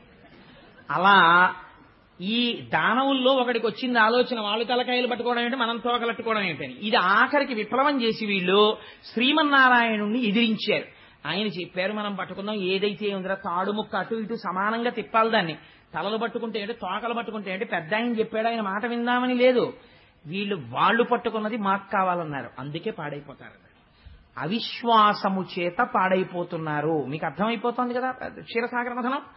కాబట్టి శ్రీమన్నారాయణుడు అన్నాడు వీళ్ళు పాడైపోతారని నాకేదో కోపంతో చెప్పారనుకున్నారు, మీకు అర్థమైందా? గుడి ఎక్కర్లేదు, గోపురం అక్కర్లేదు, ఈశ్వరుడు ఎక్కడున్నాడు, నా వల్లే అంతా జరిగిపోతోంది అనుకున్న వాడి పని అకస్మాత్తుగా ఎందుకు అవుతుందో పాడైపోవడం అన్నది. క్షీరసాగర మథనం భాగవతం వింటే తెలుస్తుంది ఎందుకు పాడైపోతారో జనం. అందుకని ఇచ్చేయండి అయితే తలకాయలు వాళ్ళకి, మనం తోక దగ్గరికి వెళ్ళిపోదాం అన్నాడు. వీళ్ళు అదే స్వామి వాళ్ళేమో తలకాయలు అడిగితే మీరు అలా ఇచ్చేస్తారా, అలా ఇవ్వకండి అని అనలేదు. ఒరే స్వామి తోక పట్టుకుందాం అంటున్నారు, పదండ్రా తోకలు పట్టుకుందాం, తోక దగ్గరికి పోయారు. ఇది వీళ్ళని అమృతం తాగేట్టు చేస్తోంది, ఇది వీళ్ళని నశించిపోయేటట్టు చేస్తోంది. సరే మందర పర్వతానికి చుట్టారు పాముని, చుట్టి ఇది జాగ్రత్తగా మందర పర్వతాన్ని వహించాలి కదా ఇప్పుడు వాసుకి. అందుకని అందరూ కలిసి జాగ్రత్తగా క్షీరసాగరంలోకి దాన్ని దింపారు. దింపి ఇప్పుడు దాన్ని ఇలా ఇలా తిప్పాలి. ఆ పర్వతాన్ని తిప్పేటప్పుడు చిత్రం ఏమిటంటే అది కిందకి జారిపోకుండా వేరొక పట్టు లేదు దానికి. ఇది మీరు బాగా గుర్తుపెట్టుకోవాలి. ఇంకొక తాడేసేం కర్రకట్టి లేదు, అలా ఉందంతే పర్వతం. వాసుకే పట్టుకుంటాడు. అలాగా పట్టుకుని ఉండగా ఇటువైపు వాళ్ళు స్థిరమైన స్థానాలు ఉండవు. మీరు ఒకసారి మానసికంగా ఆలోచించాలి క్షీరసాగర మథనాన్ని. ఇటువైపు వాళ్ళు లాగుతుంటే ఇటువైపు వాళ్ళు ఇటు పరిగెత్తాలి, మళ్ళీ వీళ్ళు ఇక్కడ వరకు వీళ్ళు ఆగిపోతాయి, మళ్ళీ ఇటువైపు వాళ్ళు పరిగెడితే ఇటువైపు వాళ్ళు ఇటు పరిగెత్తాలి. ఇలా పరిగెడుతూ ఆ పరిగెత్తేటప్పుడు వాసుకి ఇబ్బంది రాకుండా పరిగెత్తాలి. అంతేకాని వీళ్ళ అహంకారాల కోసం పోటీల కోసం పరిగెత్తారనుకోండి వాసుకి పట్టు వదిలేసి జారిపోతుంది మందర పర్వతం. ఎప్పుడు అహంకారం ఈ ఉభయ పక్షాల్లో వచ్చిందో ఫలితమేమి మందర పర్వతం పాల సముద్రంలో పడిపోతుంది. కాబట్టి అది పట్టుకోలేని స్థితి వస్తుంది. కాబట్టి ఇప్పుడు ఏం చేశారు, మొదట బాగానే మొదలెట్టి పర్వతాన్ని తీసుకెళ్లారు, అందులో పెట్టారు. పట్టుకోండి పట్టుకోండి అన్నారు, ఇటు పట్టుకున్నారు, పట్టుకోండి అన్నారు, పట్టుకున్నారా మొదలెట్టండి, మీరా మేమే మేము వచ్చేస్తున్నాం అన్నారు, మీరు అటు పరిగెత్తండి అన్నారు, ఇటు నుంచి ఇటు పరిగెత్తారు, అటు నుంచి ఇటు పరిగెత్తారు. మీరు భాగవతంలో చూడాలండి, గిర గిర గిర గిర గిర గిర ఇటు తిరిగిద్దిట, బుగ బుగ బుగ బుగ బుగ పాలసముద్రం లేచిందిట. మరి తిప్పితే ఊరుకుంటుంది పాలసముద్రం. చర్ చెస్ చర్ చెస్ అని చప్పుడు వస్తోందిట. నురగలు లేచాయిట, తుంపర్లు లేచాయిట, కెరటాలు లేచాయిట, బెగ్గురు పక్షులు, పావులు, తాబేళ్లు, చేపలు, మొసళ్లు ఎగిరెగిరి పడిపోతున్నాయిట, కొన్ని చచ్చిపోతున్నాయిట. పాల సముద్రం తిరుగుతోందేమో, చప్పుడు వచ్చేస్తోంది విపరీతంగా. దానికి తోడు బడి బడి బడి బడి వీళ్లరుపులు, ఓహోహోహో వాళ్ళరుపులు, ఓ పక్క కోలాహలం, ఓ పక్క పాల సముద్రంలో ఈ మందర పర్వతం తిరుగుతున్న చప్పుడు. ఈ చప్పుడికి ఉరేదేదో భలే ఉందిలా తిప్పడం అని చెప్పి ఎవడి మానానవాడు గిరగిరగిరగిరగిరగిర తిప్పేశారు. తిప్పేస్తే ఏమైంది, విడువిడుడని పని పలుకక కడుబరమున మొదలు కుదురు కలుగమివెడగై బుడబుడ రవమున అఖిలము వడవడవన కంగ మహాద్రివనధిమునింగెన్. ఉరే పట్టు తప్పిపోతాను, మీరు సరిగ్గా చిలకట్లేదు, వదలండి వదలండి వదలండి అంటున్నాడు ఆయన. విడవకుండా తిప్పేశారు, పరిగెత్తారు. పరిగెడితే పట్టు తప్పిపోయి మందర పర్వతం జారిపోయి అందులో పడిపోయేటప్పటికీ పాము ఉండిపోయింది చేతుల్లో, పర్వతం కింద పడిపోయింది. ఇప్పుడు ఈ పాము ఎందుకు, పైగా తలలు ఎవరి వైపు ఉన్నాయి. ఊరే నా వీపు మండిపోయింది, ఏమిట్రా చెప్పడం, తాకతో కరవదు, తలతో కరుస్తుంది. ఎవరు పట్టుకుని ఉన్నారు, దానవులు ఉన్నారు. ఈశ్వరుడి మాట తిరస్కరించిన వారికి ఇలాంటి ఫలితాలు వస్తాయి, అతి తెలివితేటలకు పోయి ఆలోచిస్తే. కాబట్టి ఇప్పుడు అందరూ పావుని పక్కనెట్టేసి ఆయన ఇంకా ఊరుకున్నాడు, శ్రీమన్నారాయణుడు ఉన్నాడని. అందరూ ఆయన వంక చూస్తున్నారు ఏం చెయ్యాలని. ఆయన క్యాంప్ చేశాడు కదండి, ఆయన అలా ఉట్టినే ఊరుకునేవాడు. ఆయన ఈశ్వరానుగ్రహం అంటే ఎలా ఉంటుందో చూడండి. నిజంగా సవరనైలక్షయోజనముల వెడలుపై కడు కఠోరమైన కర్పరమును అదనైన బ్రహ్మాండమైన నాహారించు ఘనతరంబగు ముఖ గహ్వరంబు సకల చరాచర జంతురాసుల నెల్ల మృంగిలోగును నట్టి మేటి కడుపు విశ్వంబుపై వేరు విశ్వంబుపై పడ్డ ఆగిన కదలని అట్టి కాళ్ళు వెలికి లోనికి చనుదెంచు విపుల తుండము అంబుజంబుల పోలెడు అక్షియుగము సుందరంబగు విష్ణుండు సురలతోడి కూర్మి చెలివందనొక మహా కూర్మమయ్యే. ఇక్కడే వాళ్లతో కలిసి ఉన్నాడు. ఎవ్వరూ గమనించలేని స్థితిలో ఆది కూర్మావతారాన్ని స్వీకరించాడు. కొన్ని లక్షల యోజనముల వెడల్పైన పెద్ద డిప్ప, ఆ డిప్పతో పాలసముద్రం కిందకెళ్ళి ఇంతమంది కదలలేని మందర పర్వతాన్ని తన వీపు మీద పెట్టుకున్నాడు. పెట్టుకుని ఆ ముందుకి వచ్చి ఇలా ఇలా ఆడిస్తున్నట్ట తుండాన్ని. కళ్ళు తామర పువ్వుల్లా ఉన్నాయిట. 4 కాళ్లు కదపకుండా అలా పట్టుకుని ఉన్నాడు పాలసముద్రం కింద. ఇప్పుడు తానే ఆధారమయ్యాడు, మందరగిరి మళ్లీ పడిపోకుండా, వీళ్ళు సరిగ్గా తిప్పలేకపోతున్నారని పట్టుకున్నాడు. పట్టుకుని ఆ ఆహారం అది నిజంగా తింటే ఈ బ్రహ్మాండములన్నింటినీ తిని జీర్ణం చేసుకోగలదు అంత కడుపు. ఎందుకని విశ్వం విష్ణుర్వషత్కారో భూత భవ్య భవత్ప్రభు భూతకృద్భూత భృద్భావో భూతాత్మా పూత భావన. ఇది విష్ణు సహస్రానికి దర్శనం అంటే. అటువంటి వాడై ఆదికూర్మమై పాలసముద్రము కింద పడుకున్నాడు. ఆయన వీపు మీద మందర పర్వతం మళ్లీ లేచి నిలబడింది. మళ్లీ ఎక్కడున్నాడు? మళ్లీ ఒడ్డునున్నాడు. ఈశ్వరుడికి దుస్సాక్ష్యములు ఉండవు, అది ఈశ్వర శక్తి అన్నాడు. ఒరే అదిగో మందర పర్వతాన్ని మళ్లీ పైకి లేచింది చూసారా, ఆదికూర్మం మీద నించున్న కింద ఆదికూర్మం భరిస్తోంది కాబట్టి ఇప్పుడు మీకు కంగారు లేదు, మళ్లీ చుట్టండి వాసుకుని అన్నాడు. అంటే ఆయన అన్నాడు, బాబోయ్ నాకు ఒరుసుకుపోతోంది అన్నాడు. నీకేం పర్వాలేదు, నేను రక్ష చేస్తానన్నాడు. మళ్లీ చుట్టారు. ఇంత మందర పర్వతం వీపు మీద తిరిగిపోతుంటే ఆదికూర్మానికి బాధ పెట్టదా అంటే ఆయనకి ఎప్పటి నుంచో కొద్దిగా వీపు దురదెడుతోంది, గోకేవాడి కోసం చూస్తున్నాడు. అందుకని మందర పర్వతం తిరిగితే ఆయన దురద తీరలేదు అన్నారు పోతన గారు. ఎంత గమ్మత్తుగా చెప్తారో చూడండి. ఆ మందర పర్వతాన్ని పెట్టి మళ్లీ పావును చుట్టారు. మళ్లీ వీళ్ళు తలకాయలే పట్టుకున్నారు. ఇది మూఢత్వం. తలకాయలు అట్టుకున్నారు, వాళ్ళు తోకట్టుకున్నారు. మళ్లీ మొదలెట్టండి అన్నారు. మళ్లీ ఇద్దరు మళ్లీ మొదలు పెట్టారు. ఈసారి మళ్లీ సంతోషం ఎక్కువైపోయింది. ఎందుకంటే ఇప్పుడు ఇంక టాలెంట్ ఎక్కర్లేదు, కింద ఆదికూర్మ ఉంది, మందరగిరిని తిప్పేస్తే చాలు. ఎంత సంతోషం వచ్చేసిందో. వచ్చేసి పెద్ద పెద్ద అరుపులు మొదలెట్టారు. తిప్పండి అంటే భుజాలు తరుచుకుంటున్నారు, పేర్లు చెప్పుకుంటున్నారు, బిరుదులు చెప్పుకుంటున్నారు. ఇటువైపు బలి చక్రవర్తి ఉన్నాడు, ఇటువైపు విరోచనుడు పుట్టబోతున్నాడు, మేము ప్రహ్లాదుడి వంశంలో వాళ్ళం అంటున్నారు. పేర్లు చెప్తున్నారు, పెద్ద చప్పుళ్లు చేస్తున్నారు, అల్లర్లు చేస్తున్నారు, పరిగెడుతున్నారు. ఇటు వాళ్ళు ఇటు పరిగెడుతున్నారు, అటు వాళ్ళు అటు పరిగెడుతున్నారు. ఇటు పరుగు అటు పరుగు, ఇటు పరుగు అటు పరుగు. భూమి అదిరిపోతోంది. ఈ పాల సముద్రాన్ని చిలికేస్తుంటే మొత్తం సముద్రం అంతా పైకి లేస్తోంది, కింద పడుతున్నాయి కెరటాలు. అడుగున ఉన్నటువంటి అనేకమైనటువంటి జీవరాశులు కల్లోల పడిపోతున్నాయి. తిమింగలాలు కూడా ఆ మందరగిరి తిరుగుతున్నప్పుడు దాని అంచులు తగిలి దెబ్బలు తగిలి అటు ఇటు నోళ్లు తెరుచుకుని తిరుగుతున్నాయి. సిద్ధులు, చారణులు, యక్షులు, గంధర్వులు, కిన్నెరులు, కింపురుషులు, దేవతలు ఆకాశంలో నిలబడిపోయారు. ఏమాశ్చర్యం, వాసుకుని తాడుగా పట్టుకుని శ్రీమన్నారాయణుడు కూడా చిలుకుతున్నాడు అని ఆకాశం అంతా నిలబడి చూస్తున్నారు. ఏమిటని ఈ చప్పుడు ఎంత దూరం వచ్చిందో తెలుసా అండి? ఒక్కొక్క ఫ్యాక్టరీలో ఒక్కొక్కసారి వచ్చిన శబ్దానికి ఊరు ఉలిక్కి పడిపోతుందే. అలా ఈ మందర పర్వతం తిరుగుతుంటే అప్పాలవెల్లి లోపల అప్పటికప్పటికి మందరాగము తిరుగన్ చప్పుడు నిండెన జాండము చప్పెడిదే మధుని చెవులు చిందరగొనియన్. ఎక్కడో సత్యలోకంలో భావసమాధిలో ఉన్నాడు చతుర్ముఖ బ్రహ్మగారు. ఈ చప్పుడు ఆయన చెవుల్లో పడి ఆయన బహిర్ముఖుడయ్యాడు. కమండలం పట్టుకుని సత్యలోకంలోంచి బయటికి వచ్చాడు. ఏమిట్రా ఈ అల్లరి, ఏమిటి చప్పుడు అన్నాడు. స్వామి ఆశ్చర్యం, పాలసముద్రం చిలుకుతున్నారు చూడండి, నారాయణుడు కూడా ఉన్నారన్నారు. ఆయన కూడా పైనుంచి కిందకి చూస్తున్నారు. పాలసముద్రం చిలుకుతుంటే హోరెత్తిపోతోంది. చిత్రం ఏమిటో తెలుసా అండి? చిలికేసేటప్పుడు ఎంత సరదాగా ఉందో. ఇంతకు ముందు ఎప్పుడు చెయ్యని పని కదా, ఇలా పరిగెత్తడం అలా పరిగెత్తడం, ఈ పావట్టుకు తిప్పేస్తుండడం. కింద ఆదికూర్మ ఉంది, వీళ్ళకి తెలియట్లేదు, తిరిగేస్తోంది మందర పర్వతం. మంచి సంతోషంగా పరిగెడుతున్నారు.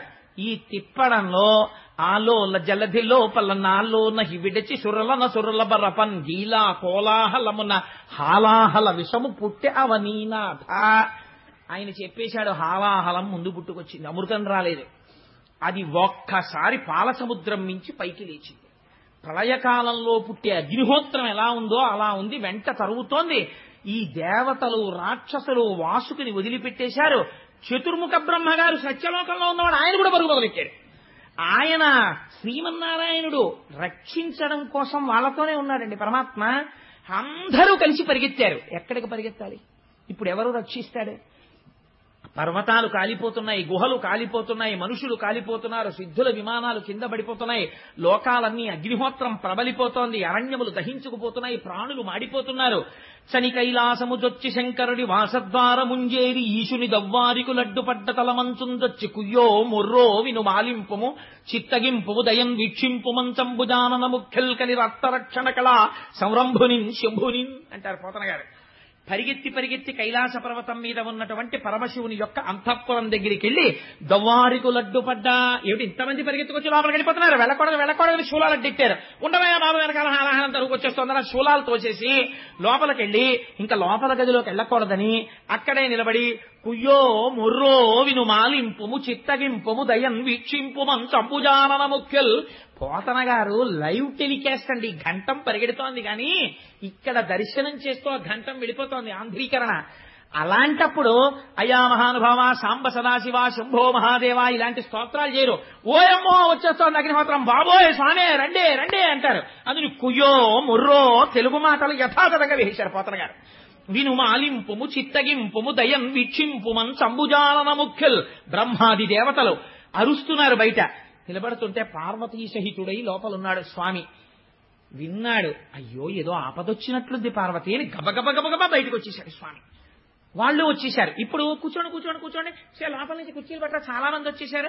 లేకపోతే అలా సప్లై ఆఫీస్కి వెళ్ళి 4 కుర్చీలు అట్రా, లేకపోతే నా తపశ్శక్తితో 4 మంటపాలు నిర్మిస్తాను అందరూ. ముందు వాళ్ళందరూ ఇలా చెమట్లు తుడిచేసుకుని బాబాయ్ స్వామి వచ్చారు చెప్పండి అన్నారు. ఏమొచ్చిందిరా మీ అందరికీ, ఏమైందన్నాడు స్వామి. అంటే వీళ్ళకి మాత్రం ఇంకా లౌకిక బుద్ధి పోలేదు. ఎంత తెలివితేటలుగా మాట్లాడతారో చూడండి. స్వామి పాలసముద్రం చిలికాం, ఎప్పుడు బతికుండిపోదామని, అందులోంచి హాలాహలం వచ్చింది, మీరు గుచ్చేసుకోండి అంటే కోపడతాడేమోనని. మరి ఆయన అంటే మాటలేంటి? జగత పితరౌ వందే పార్వతీ పరమేశ్వరౌ, మొత్తం విశ్వానికి తండ్రి.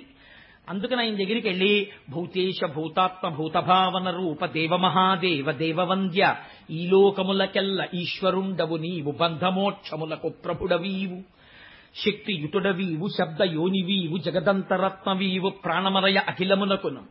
అందుకని స్వామి నువ్వు అటువంటి వాడివి. అగ్నిముఖంబు పరాపరాత్మకమాత్మ కాలంబుగతి రత్నగర్భపదము శ్వశనంబు నీ యూర్పు రసన జలేషుండు, దిశలు కర్ణంబులు దివము నాభి సూర్యుండు కన్నులు శుక్లంబు సలిలంబు జఠరంబు జలధులు చెదలు శిరము సర్వౌషధులు రోమచయము శల్యంబులద్రులు మానసమృతకరుండు ఛందములు ధాతువులు ధర్మసమితి హృదయము ఆస్య పంచకముపనిషద ఆహ్వయంబు అయిన నీరూపు సదసత్వమై శివాఖ్యయై స్వయం జ్యోతియ్యొప్పు ఆజ్యమగుచు సమస్త బ్రహ్మాండములను ఈశ్వర స్వరూపంగా చెప్పేశారు. ఈశ్వర, ఈ విశ్వమంతా నిండి నిబిడీకృతమైనటువంటి వాడివి నువ్వే, నువ్వు తండ్రివి. మేము చెయ్యకూడనటువంటి పని ఒకటి చేశాం. భుజశక్తిన్, ఒంటికి తీట ఉంది కదా అని ఎవరిని ముందు ప్రార్థన చేసి మొదలు పెట్టాలో, ఇంట్లో ఏదైనా ఒక మంచి కార్యం చేస్తుంటే ఒక సంప్రదాయం ఉంటుంది. ముందు తన తల్లిదండ్రులకు నమస్కారం చేసి, అందుకే బట్టలు పెట్టి పీటల మీద కూర్చుంటారు. ఆ జగత పితరౌ వందే పార్వతీ పరమేశ్వరౌ, వాళ్ళకి నమస్కరించలేదు, నేర్పాలి పాఠం అనుకున్నాడు స్వామి వీళ్ళకి. అందుకని ఏమైంది, ఇప్పుడు వెళ్ళి చెప్తున్నారు భుజశక్తిని. వెళ్ళి ఆ మందర పర్వతాన్ని పెట్టి చిలికితే అమృతం రాలేదు, హాలాహలంబు జనించే ఏరి కలంఘమై భవనంబు కోలాహలంబు చేసి చిచ్చు లాగమంగుని ప్రాణి సందోహమున్ బ్రతికింపవేదయ దొంగిలింపకనీశ్వర. స్వామి హాలాహలంబుకి లోకాల్ని కాల్చేస్తోంది, అది నువ్వు ఏమనుకోకు, ఇలా అన్నామని నువ్వు గుచ్చేసుకో స్వామి అన్నాడు. అని పైగా ఓ మాట చెప్పారు, 3 లోకములకు 3 కాలములకు 3 మూర్తులకు మూలమగుచు. నువ్వే భూత భవిష్యత్ వర్తమాన కాలముల రూపంలో ఉంటావు, నువ్వే బ్రహ్మ విష్ణు మహేశ్వర రూపంలో ఉంటావు, నువ్వే సృష్టికర్త స్థితికర్త ప్రళయకర్త రూపంలో ఉంటావు. అందుకని 3ంటికి ఆధారమైనటువంటి మూల పురుషుడు కనుక ఈశ్వర నువ్వు పుచ్చేసుకో. లంపటము నివారింపను సంపద కృప చేయ జయము సంపాదింపన్ చంపెడి వారి వధింపను సోంపారగ నీక చెల్లు సోమార్థధరా. ఈశ్వర లంపటము నివారింపను. జ్ఞానం కలగాలంటే మనంత మనకి కలదు, శివానుగ్రహం ఉండాలి. ఉంటేనే లంపటం తొలగుతుంది. లంపటము నివారింపను సంపద కృప చేయ. జ్ఞానం ఇస్తాడు కాబట్టి ఐశ్వర్యం ఇవ్వడనుకుంటారు చాలా మంది. ఐశ్వర్యమునకు అసలైనటువంటి స్థానమేది? మీకు నేను ఒక పరమ యథార్థం చెప్పనండి. శివ పూజ. లక్ష్మీ కటాక్షం ఎక్కడి నుంచి వస్తుందంటే శివ పూజలోంచే వస్తుంది. మారేడు దళాన్ని శివలింగం మీద పడితే వెనకాల ఉన్నటువంటి ఈన శివలింగానికి తగిలిందా వెంటనే ఐశ్వర్యం వచ్చేస్తుంది. మారేడు దళం బోర్లా పడిందా జ్ఞానం వస్తుంది. రెండూ కూడా ఫలితాలని ఇచ్చేస్తాయి. అందుకే శంకరుడి దగ్గరికి వెళ్ళి మారేడు దళంతో చేసేటప్పుడు కొన్ని నామాలు చెప్తారు. ఓం నిధనపతయే నమః, ఓం నిధనపతాంతికాయ నమః, ఓం ఊర్ధ్వాయ నమః, ఓం ఊర్ధ్వలింగాయ నమః, ఓం హిరణ్యాయ నమః, ఓం హిరణ్యలింగాయ నమః, ఓం దివ్యాయ నమః, ఓం దివ్యలింగాయ నమః అంటూ ఆ దళాలు వేస్తారు. త్రిదళం త్రిగుణాకారం త్రినేత్రం చిత్రయాయుధం త్రిజన్మ పాప సంహారం ఏకబిల్వం శివార్పణం అంటున్నాం. అందుకని వాళ్ళిప్పుడు మారేడు దళాలతో పూజ చేసేస్తున్నారు మూడింటి గురించి చెప్తూ. అందుకని మూడు మూర్తులకును మూడు లోకములకు మూడు కాలములకు మూలమగుచు భేదమగుచు తుది కభేదమయ్యొప్పారు బ్రహ్మమనగ నీవే పాలనయన. నీ అనుగ్రహం లేనంత కాలం మనిషి ఎంతసేపు నేను విష్ణు భక్తుడని శివుణ్ణి ద్వేషించడమో, శివభక్తుడని విష్ణువుని ద్వేషించడమో చేస్తాడు. ఎప్పుడు శివానుగ్రహం కలుగుతుందో అప్పుడు ఉన్నవి మూడు లేవు, ఒక్కటే ఉంది, మూడుగా కనపడుతోందని జ్ఞానం వస్తుంది. అందుకని పాలనయన, మూడవ కన్నున్నవాడా నువ్వు ఆ జ్ఞానం ఇవ్వాలి. ఈశ్వర నువ్వు మాత్రమే మమ్మల్ని రక్షించాలి, ఈ హాలాహలాన్ని నువ్వు పుచ్చుకో అన్నారు. అందుకని శంకరుణ్ణి లోకములకు తండ్రి అని పిలిచారు. తండ్రికి ఒక లక్షణం ఉంటుంది. కొడుకు ఐశ్వర్యం ఉన్నప్పుడు తండ్రి గుర్తు రాకపోవచ్చు కొడుక్కి, కానీ తండ్రికి కొడుకు ఎప్పుడు జ్ఞాపకం ఉంటాడో తెలుసా అండి? కొడుకు సుఖపడితే తండ్రి తాను సుఖపడకపోయినా ఆనందిస్తాడు. వాడు ఏసీలో ఉన్నాడు, వాడు కారులో ఉన్నాడు, వాడు సంతోషంగా ఉన్నాడు, వాడు ఆరోగ్యంగా ఉన్నాడంటే ఇక్కడ తండ్రి ఓ పెంకుటింట్లో ఉన్నా, ఓ డాబా ఇంట్లో ఉన్నా, పోన్లే నా కొడుకులు సుఖంగా ఉన్నారు, నా కోడళ్ళు సుఖంగా ఉన్నారు, నా కూతుళ్ళు సుఖంగా ఉన్నారు, అల్లుళ్ళు సుఖంగా ఉన్నారు అంటాడు. కొడుక్కి ఆపదొచ్చి తనకి ఆరోగ్యంగా ఉన్నా సరే వెంటనే కళ్ళంబట నీళ్లు పెట్టుకుని నా కొడుక్కి అయ్యో ఆపదొచ్చిందని ఒక్కనాడు తన దగ్గరికి రాని వాడి దగ్గరికి తాను పరిగెడతాడు. తండ్రికి ఈ లక్షణం ఉంటుంది, కొడుకు సంతోషంగా ఉండాలని కోరుకుంటాడు. ఇది తండ్రి అయినటువంటి శంకరుడు ఎంత చూపిస్తున్నారు పోతన గారు. ఎవరికీ అక్కర్లేని హలాహలాన్ని శంకరుడు గుచ్చుకుంటే మరి ఆయనకి రాదండి ప్రమాదం. ఇప్పుడు ఆయనకి ప్రమాదం వస్తే బాధపడే వాళ్ళు ప్రపంచం మొత్తం మీద ఎవరు కనపడుతున్నారు చెప్పండి నాకు? ఒక్క పార్వతీదేవే కనపడుతోంది. మిగిలిన వాళ్ళందరూ అయ్యా మీరు బుచ్చేసుకోండి, మీరు బుచ్చేసుకోండి, మీరు బుచ్చేసుకోండి అనేవాళ్లే. నాన్నగారు మీరు వీఆర్ఎస్ పెట్టేసేయండి, నాన్నగారు మీరు ఎలాగో అలా వీఆర్ఎస్ పెట్టేస్తే కొంత వస్తుంది కదా, డబ్బులు పట్టుకుని నేను అమెరికా వెళ్ళిపోతాను, అమెరికా వెళ్ళిపోయి సెటిల్ అయిపోయిన తర్వాత నెలకి 3 లక్షలు వచ్చేస్తుంది నాకు, ఒక్క 5 ఏళ్లు చేశానా నాన్నగారండి మీకు పాలరాతి భవనం కట్టేస్తాను, 5 కార్లు కొంటానంటాడు. ఎవరు నమ్మాడు? తండ్రిని కొడుకులును కోడళ్ళు ఇలా అడుగుతుంటే అమ్మో ఈయన వృద్ధాప్యం ఎలా విడుతుందో ఏమిటో అని బెంగ పెట్టుకుని ఇది వింటూ ఉండేది భార్య ఒక్కతే. ఈ నిర్ణయం చెప్పేటప్పుడు ఆయన మాత్రం ఆవిడ దగ్గరికి వెళ్ళి ఏమీ ఇలా అడుగుతున్నారు చైనా అన్న మాట అడుగుతాడు ఆవిడ్ని. లోకమంతా ఒకలా ఉన్నా తన భార్యతో భర్త ఎలా ఉండాలో, ఎలా ఉంటే తల్లిదండ్రులు అనిపించుకుంటారో చూపిస్తున్నారు పోతన గారు. నేనండి మా ఆవిడికేం చెప్పను, నేనే చేస్తాను అన్నీని అన్నవాడు ధూర్తుడు. భార్యకి చెప్పాలి, అది గౌరవం. నీ జీవిత భాగస్వామి, నీ ఆత్మ, నీ ఊపిరి. తెలిసి తెలియని వాళ్ళు మగవాడు ఏదో గొప్పవాడైపోయాడు, ఆరతి తక్కువైపోయింది అంటారు, కానీ ధర్మశాస్త్రాలు ఎక్కడ అలా మాట్లాడలేదు. ఎక్కడ మాట్లాడినా భార్యకి పెద్దపీట వేసి మాట్లాడాయి. ఆయన ఎవరికి చెప్పాడో తెలుసా అండి? వీళ్ళందరూ వచ్చి ఆయన అడిగితే సరే అబ్బాయి నేను ఆలోచిస్తాను, మరి అది కొంచెం వేడిగా ఉంటుందా, తాగితే ఏమైనా ప్రమాదం వస్తే మీరు ఏమైనా చేసి పెడతారా, అప్పుడు ఇంద్రుడికి అశ్విని యాగం చేసినట్టు మళ్ళీ నాకు ఏమైనా చేస్తారా, మీతో పాటు అశ్విని దేవతలు వచ్చారా, గబుక్కుని ఇమీడియట్ సర్జన్ ఉన్నాడా, ఇవన్నీ ఆయన ఏం అడగలేదు. ఆయన ఎవరితో మాట్లాడాలో తెలుసండి? పార్వతీదేవి దగ్గరికి వెళ్ళాడు. వెడితే అమ్మవారు చిరునవ్వులు చిందిస్తూ తాంబూలం వేసుకుని కూర్చుంటుంది. ఇంట్లో ఉన్నటువంటి స్త్రీ గృహిణి మధ్యాహ్నం భర్త భోజనం అయిపోయిన తర్వాత తాంబూలం వేసుకు కూర్చుంటే ఆ ఇంటికి ఐశ్వర్యం, సంతానాభివృద్ధి, మహాపతివ్రత లక్షణం. అందుకే పూర్వం అమ్మవారికి తాంబూలం పెట్టి మధ్యాహ్నం అయిన తర్వాత ఆ తాంబూలం తీసుకుని ఆడవాళ్ళు తాంబూలం వేసుకుని తాంబూల చర్వణంతో ఉండేవారు. సరే, ఇప్పుడు నేను ఆ తాంబూలం గురించి చెప్పమంటే మహా సంతోషం, అది వేరే విషయం. నేను ఇప్పుడు దాని జోలికి వెళ్ళను అనుకోండి, ఎందుకు వచ్చిన గొడవ, క్షీరసాగర మదనం చెప్పుకుంటే చాలు. అందుకని చెప్పి అమ్మవారు తాంబూలం వేసుకుని ఎంతో సంతోషంగా ఉంది. ఉంటే శంకరుడు ఆవిడ వంక చూసి అన్నాడు, కంటే జగముల దుఃఖము వింటే జల జనిత విషపు వేడిమి ప్రభువయ్యుంటకు ఆర్తుల ఆపద గెంటించుట దాన ఫలము దానం కీర్తి మృగాక్షి. ఈ ఘట్టం విన్నటువంటి వాళ్ళకి కొన్ని కోట్ల జన్మల వరకు ఐదోతనం తరిగిపోకుండా కాపాడుతుంది. తెలుసా అండి, అంత గొప్ప ఘట్టం. ఎందుకంటే అమ్మవారి మంగళసూత్రం గురించి వస్తుంది ఇప్పుడు ఈ ఘట్టంలో. అందుచేతనే ఈ ఘట్టాన్ని తేలికగా దాటకుండా పద్యాలు చెప్పే ప్రయత్నం చేస్తున్నాను. కంటే జగముల దుఃఖము వింటే జల జనిత విషపు వేడిమి. చూసావా, నీళ్లలోంచి వేడి పుట్టింది పార్వతి. పిల్లలందరూ ఏడుస్తున్నారు పాపం. ప్రభువయ్యుంటకు ఆర్తల ఆపద గెంటించుట దాన ఫలము దానం కీర్తి మృగాక్షి. ప్రభు అన్నవాడు ఏం చెయ్యాలి? బిడ్డలకి కష్టం వస్తే ఆదుకోవాలి.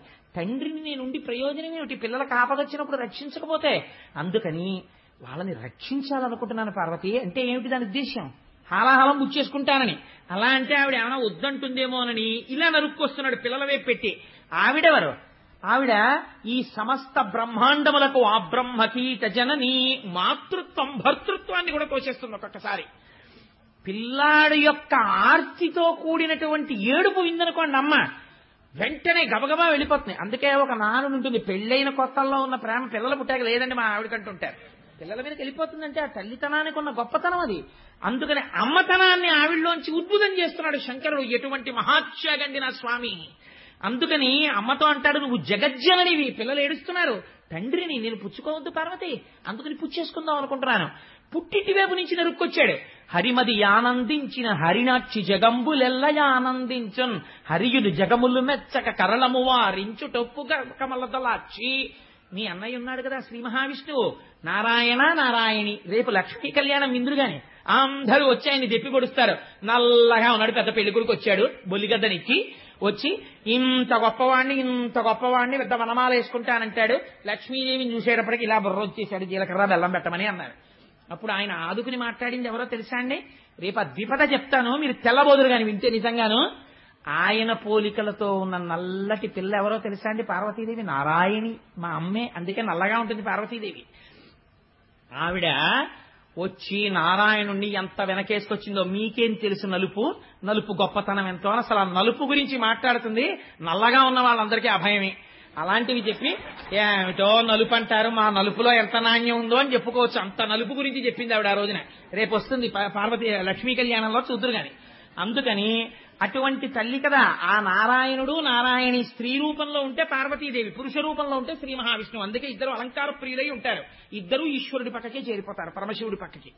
అందుకని చిత్రం ఏమిటంటే ఈ పార్వతీదేవి వంక చూసి చెప్తున్నాడు, మీ అన్నయ్య స్థితికారుడు, లోకాలన్నింటినీ నిలబెట్టాలి. లోకాలకు ఇబ్బంది వచ్చింది, మీ అన్నయ్య కూడా వచ్చాడు. బావమరిది బతకగోరుతాడు. బావమరిది వచ్చినప్పుడు పెద్ద అతిథి. మరి నేను ఆయన్ని సంతోషపెట్టద్దు, ఇవాళ నేను ఆయనకు ఉపకారం చేయదు, మీ అన్నయ్య ఏమైనా అనుకోడు, నా వల్ల అలా అవుతుందో అంటే. అందుకని నేను చేసేస్తాను. వాళ్ళది ఎంత పవిత్రమైన అనుబంధం అండి. ఈ శివకేశవుల మధ్య భేదాలు చెప్పే వాళ్ళకి నోళ్ళు ఎలా వస్తాయో నాకు అర్థం కాదు, ఏ పురాణంలో లేనిది.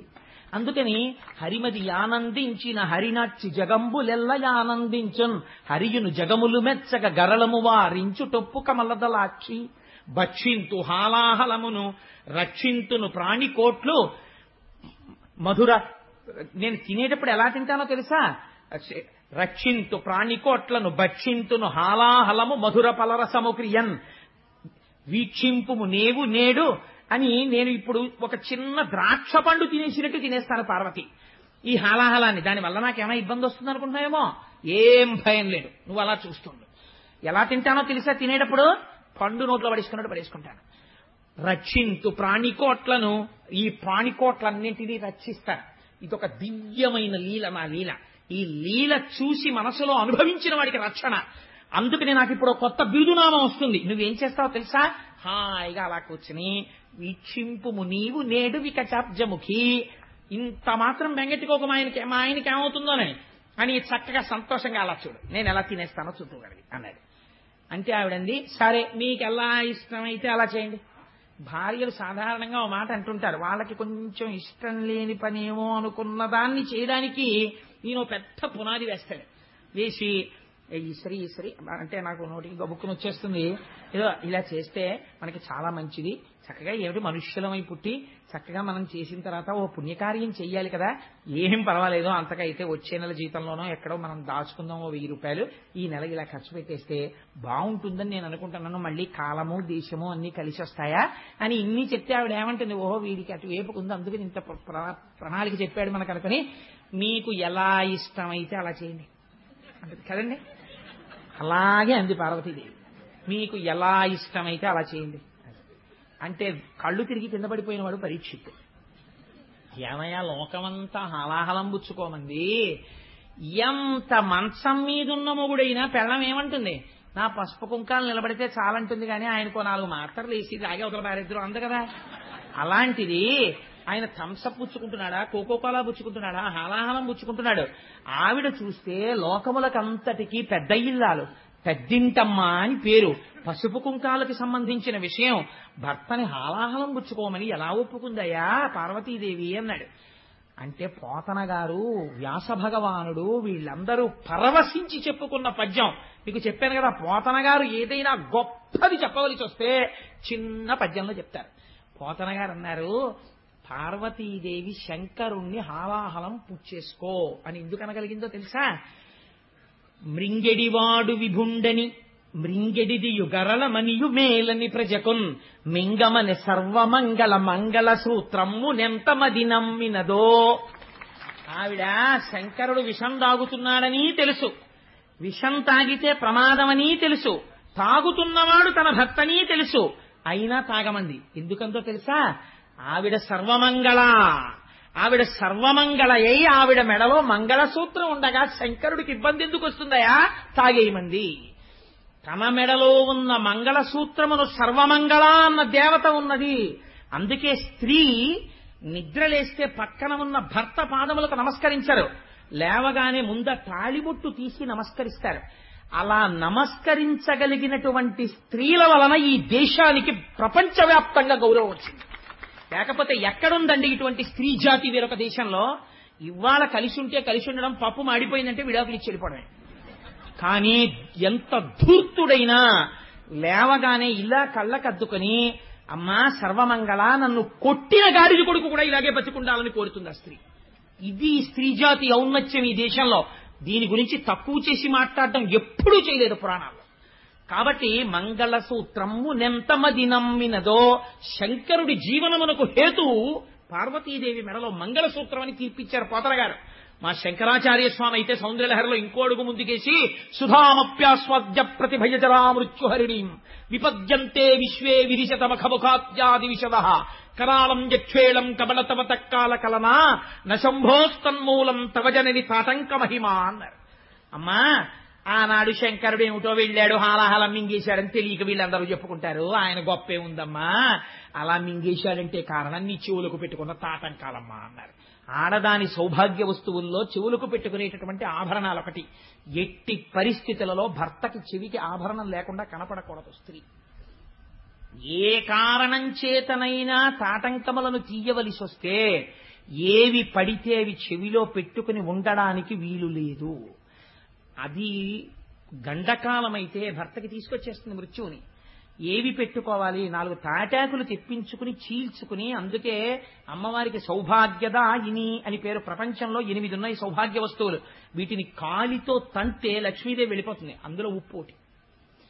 అందుకే ఉప్పొద్దు అని గాని ఉప్పు తగ్గిందని గాని భోజనం దగ్గర అనరు. భోజనం అయిపోయిన తర్వాత చెప్తారు ఉప్పు తగ్గిందని. అందుకే ఉప్పు తగ్గిందని ఉప్పు లేదని అనకూడదు కాబట్టి ఉప్పు చివర వేసి వదిలేస్తారు. తప్పించి ఉప్పు అంత మంగళ వస్తువు తెలుసా అండి. అందుచేత ఉప్పు, పెరుగు, అనుములు, తాటి చెట్టు ఇలా కొన్ని ఉన్నాయి. ఆ తాటాకు ఎందు అమ్మవారి తత్వం ఉంటుంది, సౌభాగ్య వస్తువు. అందుకే తాటంక మహిమ అంటారు. అసలు అప్పుడప్పుడు చెవులో తాటాకు పెట్టుకుంటూ ఉండాలి. పూర్వం తాటాకే పెట్టుకునేవారట, అందుకే తాటంక మహిమ అంటారు. తాళి అన్నది కూడా తాళ. పూర్వం తాటాకు కట్టించేవారు మంగళసూత్రంలో. నాకు అప్పుడప్పుడు కోరిక అనిపిస్తుంటుంది, ఉన్నది ఒక్కతే కూతురు కదా కొడుకును, అందుకని నా కూతురు పెళ్లికి వీలైతే మగ పెళ్లి వారు అంగీకరిస్తే మంగళసూత్రంలో తాటాకు కూడా కట్టిద్దాం అనుకుంటుంటాను. కవజని తాళ కదా, అది కదా సౌభాగ్య వస్తువు అని. అందుచేత ఆ తాటి ఆకు ముక్క చెవిలో పెట్టుకుని ఆభరణాన్ని తీయాలి తప్ప అలా ఎప్పుడు పడితే అప్పుడు చెవికి ఉన్న ఆభరణం తీయకూడదు. ఒకవేళ తీసినా భర్తకి కనపడకూడదు. ఆ చెవికి ఆభరణాలు లేనప్పుడు చెప్పాలి, ఏమంటే మీరు కాసేపు నన్ను చూడకూడదు అని చెప్పాలి. చెప్పి మళ్ళీ ఆభరణం కడుక్కుని మళ్ళీ పెట్టుకున్నాక భర్తని చూడాలి. ఈలోగా గబుక్కుని ఎవరైనా చూస్తారేమోనని తాటాకు పెట్టుకుని ఉండాలి. చెవి ఆభరణానికి మన ధర్మశాస్త్రంలో అంత గొప్ప స్థానం ఉంది. అది భర్త ప్రాణాల్ని నిలబెడుతుంది చెవితాటంకం. సరే, అందుచేత అమ్మా మంగళసూత్రము నెంతమది నమ్మినదో, ఆ తల్లి మంగళసూత్ర మహాత్యమయ్యా. తన చుట్టుంచుర సంఘముల్ జయ జయధ్వానంబులన్ బొబ్బిడన్ ఘనగంభీరవంబుతో శివుడు లోకద్రోహి ఉంపోకు రమ్మని కింగేల తమల్చి కూర్చి కటిగానంకించి జంబూపలంబున సర్వంకచమున్ మహావిషము నాహారించి హేలాగతిన్. దేవతలందరూ జయ జయధ్వానాలు చేస్తుంటే శంభో శంకర హరహర మహాదేవ అని అరుస్తుంటే సింహాసనం దిగి ఎదురొచ్చి ఎక్కడికి పోతావే హలాహలమా రా అని ఆయన ఎదురెళ్ళి దాన్ని పట్టుకుని చేతిలో పట్టుకుని నలిపి ఉండ చేసి నేరేడు పండంత చేసి గభాల నోట్లో పడేసుకుని మింగేశాడు. మింగేస్తే మరి ఆయనకి ఏమైపోలేదా అని అనుమానం వస్తుందేమో అని వెంటనే పోతన గారు చెప్పారు. కడలంబారవు పాప పేరు వడలం ఘర్మంబు జాలంబు పుట్టదు నేత్రంబులు నెర్రబారవు నిజ చూటాచంద్రుడున్ కందడున్ వదలాంభోజము వాడదావిషమును ఆహ్వానించుతో డాయుతో పదిలంబై కడిచేయుతో దిగుచుతో భక్షించుతో మింగుచోన్. ఎదురెళ్ళినప్పుడు కాని, పట్టుకున్నప్పుడు కాని, ముద్ద చేసినప్పుడు కాని, నోట్లో పెట్టుకున్నప్పుడు కాని, మింగినప్పుడు కాని వేడి చేసి ఓ పొక్కు పుట్టలేదు ఆయన ఒంటి మీద. ఇంత చల్లటి చంద్రుడు కందిపోలేదు. పిల్లపాములు ఆయన ఉంగరాల కింద పెట్టుకుంటాడు, చుట్టుకుంటాడు. ఓ పిల్లపాము వేడిగా ఉందని పక్కకి జారిపోలేదు. అలా నవ్వుతూ కూర్చున్నాయి. ఆయనకి ఒంటి మీద ఓ పొక్కెక్కలేదు, ఓ వేడి చేయలేదు. అలా చల్లటి చూపులతో అలాగే ఉన్నాడు. శంకరుడి పాదములను నమ్ముకున్నవాడు కూడా హాలాహలం లాంటి కష్టం వచ్చినా అలాగే ఉంటాడు చల్లగా. నా స్వామి పాదములు పట్టి ఉన్నాడు కాబట్టి వాడికి బెంగ ఉండదు. అందుచేత కాని హరుడు గలమునందు హాలాహలము పెట్ట కప్పు కలిగి తొరని కడుపు నొప్పి అని సాధురక్షణం సజ్జనులకు నిన్న భూషణంబు కాది భూవరేంద్ర అంటారు పోతన గారు. ఆయన నోట్లో పెట్టుకుని మింగుదాం అనుకున్నట్ట. ఇక్కడ దాకా వెళ్ళింది కంఠంలోకి. ఉదరము లోకంబులకును సదనంబగు టెరిగి చటుల విషాగ్నిన్ కుదురుకొనే కంఠబిలమున పదిలంబుగా నిలిపే సూక్ష్మఫలరసము క్రియన్. తీరా మింగేద్దాం అనుకుంటే అయ్యో కడుపు నిండా అధోలోకాలున్నాయి, పైన ఊర్ధ్వలోకాలున్నాయి. మింగేస్తే అధోలోకాలు కాలిపోతాయని మింగలేదుట, కక్కితే ఊర్ధ్వలోకాలు పోతాయి. పైకి వదలలేదు, కిందకి వదలలేదు. ఈ కంఠంలో పెట్టుకున్నట్టే. పెట్టుకుంటేట చాలా సంతోషించింది. ఎవరోట తెలుసా అండి? పార్వతీదేవి. ఎందుకోట తెలుసా? భాగవతంలో లేదు కానీ నేను కలిపి చెప్తున్నాను. శంకరుడు మహాజ్ఞాని, తెల్లగా మెరిసిపోతుంటాడు. అసలు ప్రపంచంలో అందం ఎవరిదో తెలుసా అండి? శంకరుడిది. లింగ పురాణంలో చెప్తారు శివుడి అందం అంటే ఎలా ఉంటుందో. సామాన్యమైన అందం కాదైంది. అప్రాకృత శరీరం తం అతిమన్మథరూపిణం ఘృతరీతి ఘనీభూతం సచ్చిదానంద విగ్రహం. అలా ఉంటాడు ఆయన. పేరుకున్న నెయ్యిలా ఉంటాడు, అంత తెల్లగా. అటువంటి మహాత్ముడు మహాజ్ఞాని. మెళ్ళో ఓ పూసల గొలుసు కూడా వేసుకోడు బంగారంది. పార్వతీదేవో సమస్త ఐశ్వర్యములకు ఆటపట్టు. అమ్మవారికి కోరికుండేదట మా ఆయన కూడా చక్కగా ఏమైనా నీల పతకం ఉన్న గొలుసోటి వేసుకుంటే ఎప్పుడైనా అలా ఉత్తరీయం వేసి కూర్చుంటే ఆ చల్లటి గుండెల మీద నీలం పతకంతో గొలుసు వేసి కూర్చుంటే ఎంత బాగుంటాడో అనుకునేది. ఎప్పుడైనా వెళ్ళి ఏమండి ఈ పండక్కి అక్కర్లేదు, ఈ పావులు చాలు అనేవాడు నాగభూషణుడు. అందుకని చంద్రోద్భాసిత శేఖరే స్మరహరే గంగాధరే శంకరే సర్పైర్భూషిత కంఠకర్ణ వివరే నేత్రోద్ధ వైశ్వానరే దంతిత్వకృత సుందరాంబరధరే త్రైలోక్య సారే హరే మోక్షార్థం కురుచిత్త వృత్తి మమలాం అంతైస్తు కింకర్మభిహి అంటారు శంకర భగవత్పాదులు. ఆయన చేసిన లీలల వల్ల ఆయనకి ఆభరణాలు వచ్చాయి. అందుకని నాగాభరణుడు ఆయన. అందుకని ఆయన ఏం పుచ్చుకోడు. కానీ ఇవాళ కంఠంలో నీలంగా ఉండిపోయిందిట ఆ విషం. ఉండిపోతే పార్వతీదేవి అనుకుందిట, అబ్బాయి నాళ్ళకి నీలమణి పెట్టుకుంటే కంఠం నీలంగా కాంతి పడి ఎలా ఉంటుందో మా ఆయన అలా ఉన్నాడని పొంగిపోయిందిట. లోకం పొంగిపోయిందిట. కడుపులోకి తీసుకోలేదు, బయటికి వదలలేదు, కంఠంలో పెట్టుకున్నాడని లోకం పొంగిపోయిందిట. అప్పటి నుంచి ఆయనకు పేరు వచ్చింది నీలలోహితుడు, నీలగ్రీవుడు అని. ఆయనకి నీలకంఠుడు అని పేరు. నీలకంఠ అని పిలిస్తే చాలట, ఓహో ఎవడో నేను చేసినటువంటి లీల స్మరించి పిలుస్తున్నాడని పొంగిపోతాట. అందుకే హాలాహల భక్షణ కథ హేలాగతి విన్న వ్రాయనెలమిపటింపన్ వ్యాలానల వృశ్చికముల పాడైచట రెట్టి జనులు భయ విరహితులై. 3 ప్రమాదములు హాలాహల భక్షణం విన్న వాళ్ళకి జరగవు. ఏమిటో తెలుసా అండి? హాలాహల భక్షణం కథ విన్న వాళ్ళకి పాము కరవదు. హాలాహల భక్షణం కథని నమ్మిన వాళ్ళకి తేలు కుట్టదు. నీకు నేను ఆశ్చర్యకరమైన విషయం చెప్పనా? నేను ఒకసారి హాలాహల భక్షణం చదువుకుని 4 రోజులు పోయిన తర్వాత మా ఆవిడ భోజనానికి పిలిస్తే ఈ హాలాహల భక్షణం వింటే తేలు కుట్టదన్నారు కదా అని ఏదో ఆలోచిస్తూ పెద్దాపురంలో మా మామగారి ఇళ్లలో తేళ్లు ఎక్కువ ఉండేవి. నన్ను ఎప్పుడు తేలు కుట్టలేదు ఈశ్వరానుగ్రహం వల్ల. అందుకని ఎప్పుడన్నా కుట్టేస్తుందేమో అని భయం నాకు. అందుకని ఓ రోజు పైన చిడత ఇలా వేస్తూ ఏమిటే అని ఇలా అన్నాను. అని ఇలా చూసేటప్పటికి కరెక్ట్ గా గడి ఇలా తిప్పడానికి చెయ్యిలా తిరిగింది, తేలు కొండి ఇలా కొట్టింది. ఈ వేలు ఇలా దాటిపోయింది, కొండి తగిలింది. అంటే ఈ వేలు మీద తగలవలసింది అంత గురి చూసి కొట్టినా కొండి తగలలేదు, ఆగిపోయింది. మీకు ఆశ్చర్యకరమైన సంఘటన చెప్పనండి. హాలాహల భక్షణమే నన్ను రక్షించిందేమో. నేను సామర్లకోటలో ఉద్యోగం చేసే రోజుల్లో ఒకసారి స్కూటర్ హెడ్ లైట్ వేయడం మర్చిపోయి వచ్చేసాను. వచ్చేస్తే పెద్ద నల్ల త్రాసు తిరుగుతుండేది, రోడ్డుకు అడ్డంగా పడుతుంది. నా వెనక కూర్చున్న ఆయన చూసి అవునా పాము తిరుగుతున్నట్టుందండి అన్నాడు. టక్కన లైట్ వేశాను. లైట్ వేస్తే ఎదురుగుండా పాము. నా ప్రమేయం లేకుండా బ్రేక్ తొక్కేసింది కాలు. స్కూటర్ ఆగిపోయింది. స్కూటర్కు దరిద్రం ఉంటుంది, కాలు తీస్తే బ్రేక్ మించి ఎడంకాలు ఎత్తి స్కూటర్ మీద పెట్టుకుని ఉండడానికి ఉండదు, ఎందుకంటే ఓ కాలు కింద పెట్టి ఉండాలి.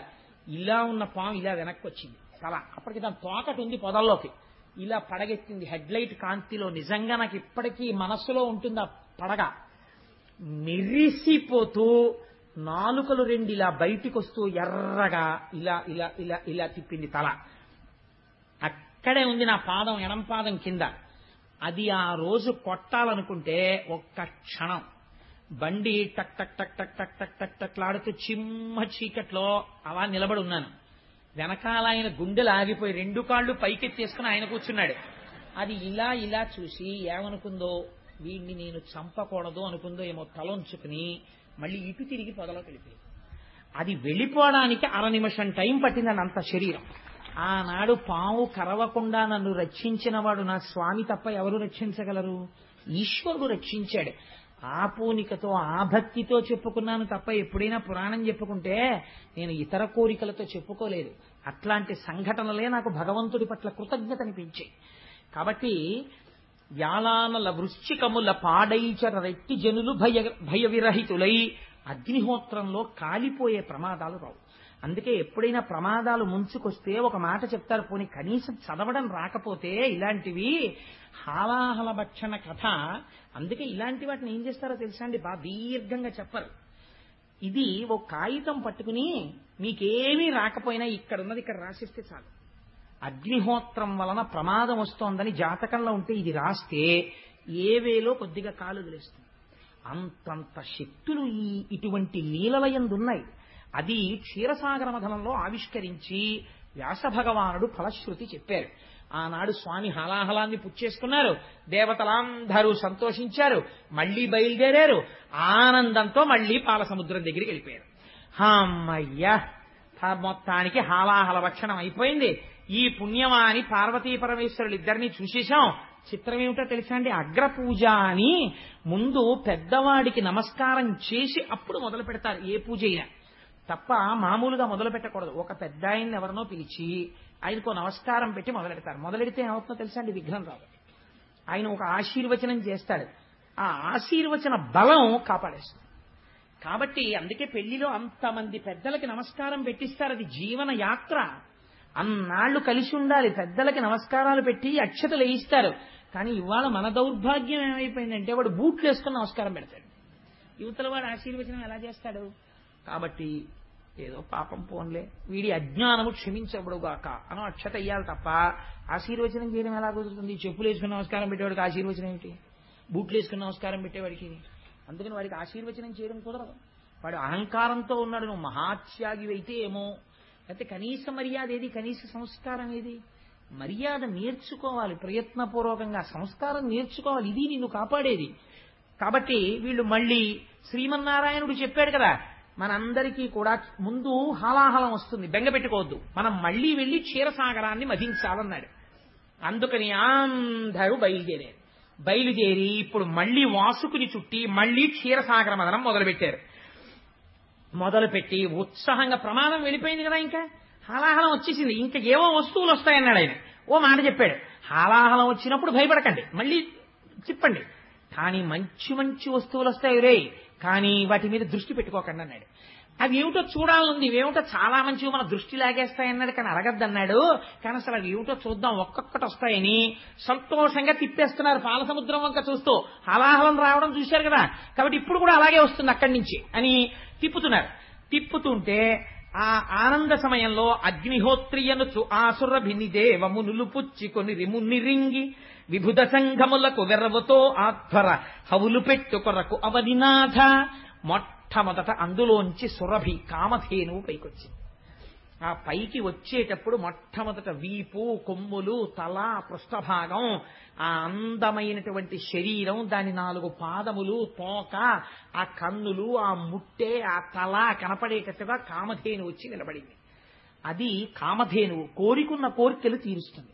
అందరూ నిలబడి నమస్కారం చేశారు ఆ కామధేనువుకి. ఇది విన్నంత మాత్రం చేత శక్తివంతం.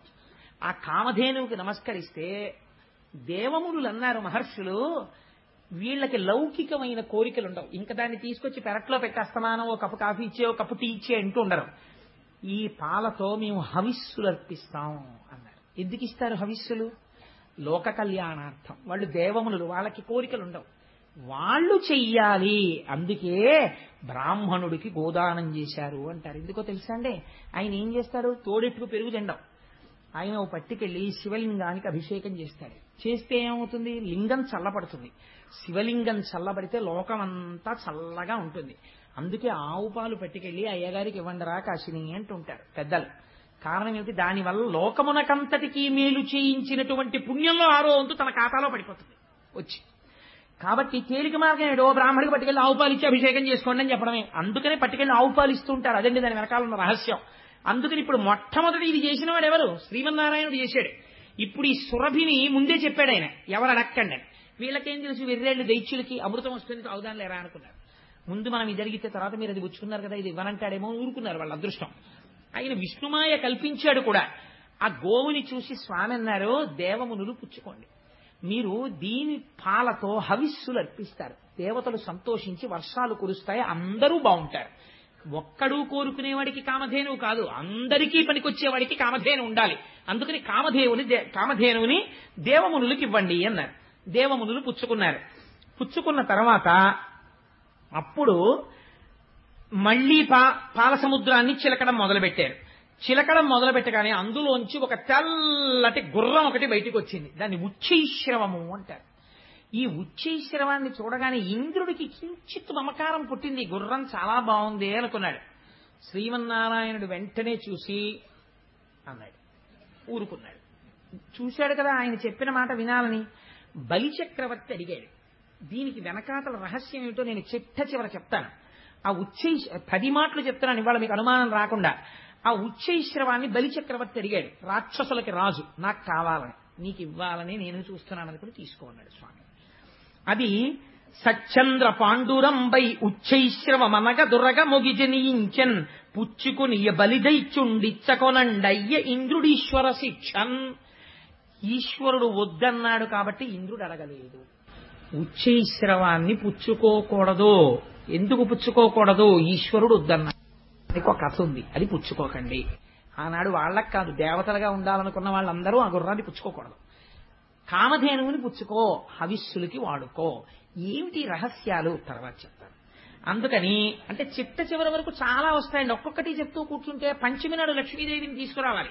అది నా ప్రార్థన. మా తల్లి ఒక్కసారి కనపడాలి ఇవాళ. పంచమి శుక్రవారంతో కలిసి ఉంది ఇవాళ.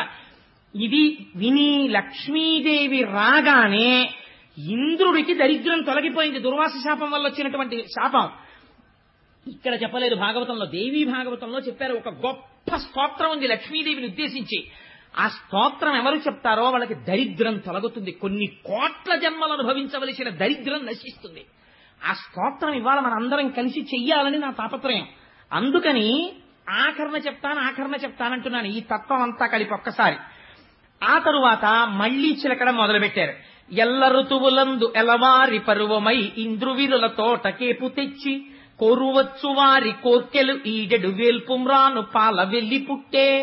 ఒక బ్రహ్మాండమైనటువంటి కల్పవృక్షం ఒకటి వచ్చింది పాలసముద్రం నుంచి. దానికి ఆ కల్పవృక్షానికి పువ్వులు పూసున్నాయి. ఆ పువ్వులు ఎవరు పెట్టుకుంటారో వాళ్ళకి 5వ తనం తరగదు. దాని మించి వచ్చేటటువంటి గాలి ఎవరు పీలుస్తారో వాళ్ళ ఆరోగ్యం పాడవదు. ఎవరు కల్పవృక్షం దగ్గరికి వెళ్లి ప్రార్థనలు చేస్తారో వాళ్ళకి ఫలాల రూపంలో కోరికలు తీర్చేస్తుంది. ఇప్పుడు ఈ కల్పవృక్షాన్ని ముందు ఎవరికి ఇచ్చారో తెలుసా అండి? ఇంద్రుడికి ఇచ్చారు. ఎందుకని? ఏమడుగుతాడు ఆ కల్పవృక్షాన్ని చూసి? పోయిన లక్ష్మీ వైభవం కావాలంటాడు. వెనకాల ఏమొచ్చేయాలి? ఇప్పుడు లక్ష్మీదేవి వచ్చేయాలి. కానీ ఈ వచ్చేటటువంటి ఈ కల్పవృక్షానికి లక్ష్మీదేవికి మధ్యలో ఒకటి వస్తుంది. అది ఎంత చిత్రంగా వస్తుందో మీరు చూద్దురు గాని. ఆ కల్పవృక్షాన్ని దేవేంద్రుడికి ఇచ్చారు. ఆయన తీసుకున్నారు. తరువాత క్రొక్కారు మెరుగుమేనుల క్రిక్కిరిసిన చన్ను గవలు గ్రిక్కిన నడుముల్ పిక్కటిలి ఉన్నతు రుములు చక్కని చూపులును దివిజ సతులకు ఒప్పెన్. పెద్ద పెద్ద కేశపాశాలు, అపారమైనటువంటి సౌందర్యమూర్తులు, అంతటి అందంతో అప్సరసలు పుట్టారు ఆ పాలసముద్రంలోంచి. ఆ అప్సరసలు దేవకాంతలై దేవనర్తకీమణులై ఉండిపోయారు. అలాగా సరే, వాళ్ళు అలా ఉన్నారు. ఉన్న తర్వాత పాలసముద్రాన్ని ఇంకా చిలకడం మొదలుపెట్టారు. ఇప్పుడు ఇంద్రుడి దరిద్రం తీరాలి. ఇంద్రుడి దరిద్రం కాదు, లక్ష్మీదేవి యొక్క ఆవిర్భావం జరగబోతోంది. అమ్మవారు క్షీరసాగర మదనంలో పుట్టినప్పుడు ఒక గమ్మత్తు చేసింది. శుక్రవారం పంచమి నాడు పుట్టింది. ఇప్పటికీ పద్మావతి అమ్మవారు కూడా శుక్రవారం పంచమి. అందుకే అమ్మవారికి ఈ మాసాలలోనే ఫిబ్రవరి మార్చిల్లోనే పాల్గొన మాసంలో ఒక గమ్మత్తు చేస్తారు. పద్మావతి తిరుచానూరులో ఏమిటో తెలుసా అండి? సుమంగళి పూజ అని ఒక పూజ ఉంది. పసుపు కుంకాలున్న ఆడవాళ్ళందరూ ఆ రోజున పసుపు తాళ్లు, నల్లపూసలు, గాజులు, పువ్వులు, పసుపు, కుంకం పట్టుకెళ్లి అమ్మవారికి ఇస్తారు. 5వ తనం ఉన్న ఆడవాళ్ళందరికీ దానికి ట్రస్ట్లు ఉన్నాయి. పెద్ద పెద్ద కళ్యాణ మంటపాల్లో భోజనం పెడతారు. వాళ్ళందరితో కలిసి లక్ష్మీదేవి వచ్చి కూర్చుని భోజనం చేస్తుంది. ఇప్పటికీ ప్రతి ఏడాది ఇప్పటికీ మనకి తిరుచానూరులో జరుగుతుంటుంది ఉత్సవం. అందుచేతనే అమ్మవారి ఆవిర్భావం జరిగి రేపు కళ్యాణం జరిగిన తర్వాత కాకినాడ పట్టణంలో ఉన్న సువాసినులందరూ కొన్ని కోట్ల జన్మలు అలా పసుపు కుంకాలతో ఐశ్వర్యంతో ఉండి కుటుంబాలని రక్షించుకుని వాళ్ళు ధర్మ మార్గంలో భర్తలు ప్రవర్తించేటట్టు చూడాలనే లక్ష్మీ పూజ ఆదివారం పెట్టుకున్నాం. ఇప్పుడు మళ్లీ పాలసముద్రాన్ని చిలికారు. తొలుకారు మెరుగుకై వడ్డి తల్లతల్లమని మేను మెర్రయ్య ధగధగమనుచున్ కలుముల నీడెడు చూపుల చెలువంబుల మొదలి టెంకి సిరి పుట్టెన్రుపా. అపాసటి కాంతితో తెల్లటి వస్త్రాలు కట్టుకుని పద్మాననే పద్మబూరు పద్మాక్షి పద్మ సంభవే అని ఆ పాలసముద్రంలోంచి నల్లని కన్నులతో సొగసైన చూపులు ఇలా మాతృవాత్సల్యంతో అందరి వంక చూస్తూ లక్ష్మీదేవి పాలసముద్రంలోంచి ఆవిర్భవించింది. అమ్మవారి చూపులు ఎంత దిశల వరకు పడ్డాయో అంతవరకు దరిద్రములన్నీ తొలగిపోయి అందరూ ఆనందమును పొందారు. లక్ష్మీదేవి జన్మించింది. ఆనాడు పాలసముద్రం దగ్గర ఉత్సవం జరిగినట్టు జరుగుతోంది. నేను ఇక్కడ నమ్మి ఒక మాట చెప్తున్నాను. ఇవాళ ఈ ఘట్టాన్ని ఎవరు విన్నారో వాళ్ళకి కొన్ని కోట్ల జన్మలు తరమవలసిన దరిద్రం నశించిపోయింది. ఇది పరమ యథార్థం. అందుకని ఆ తల్లి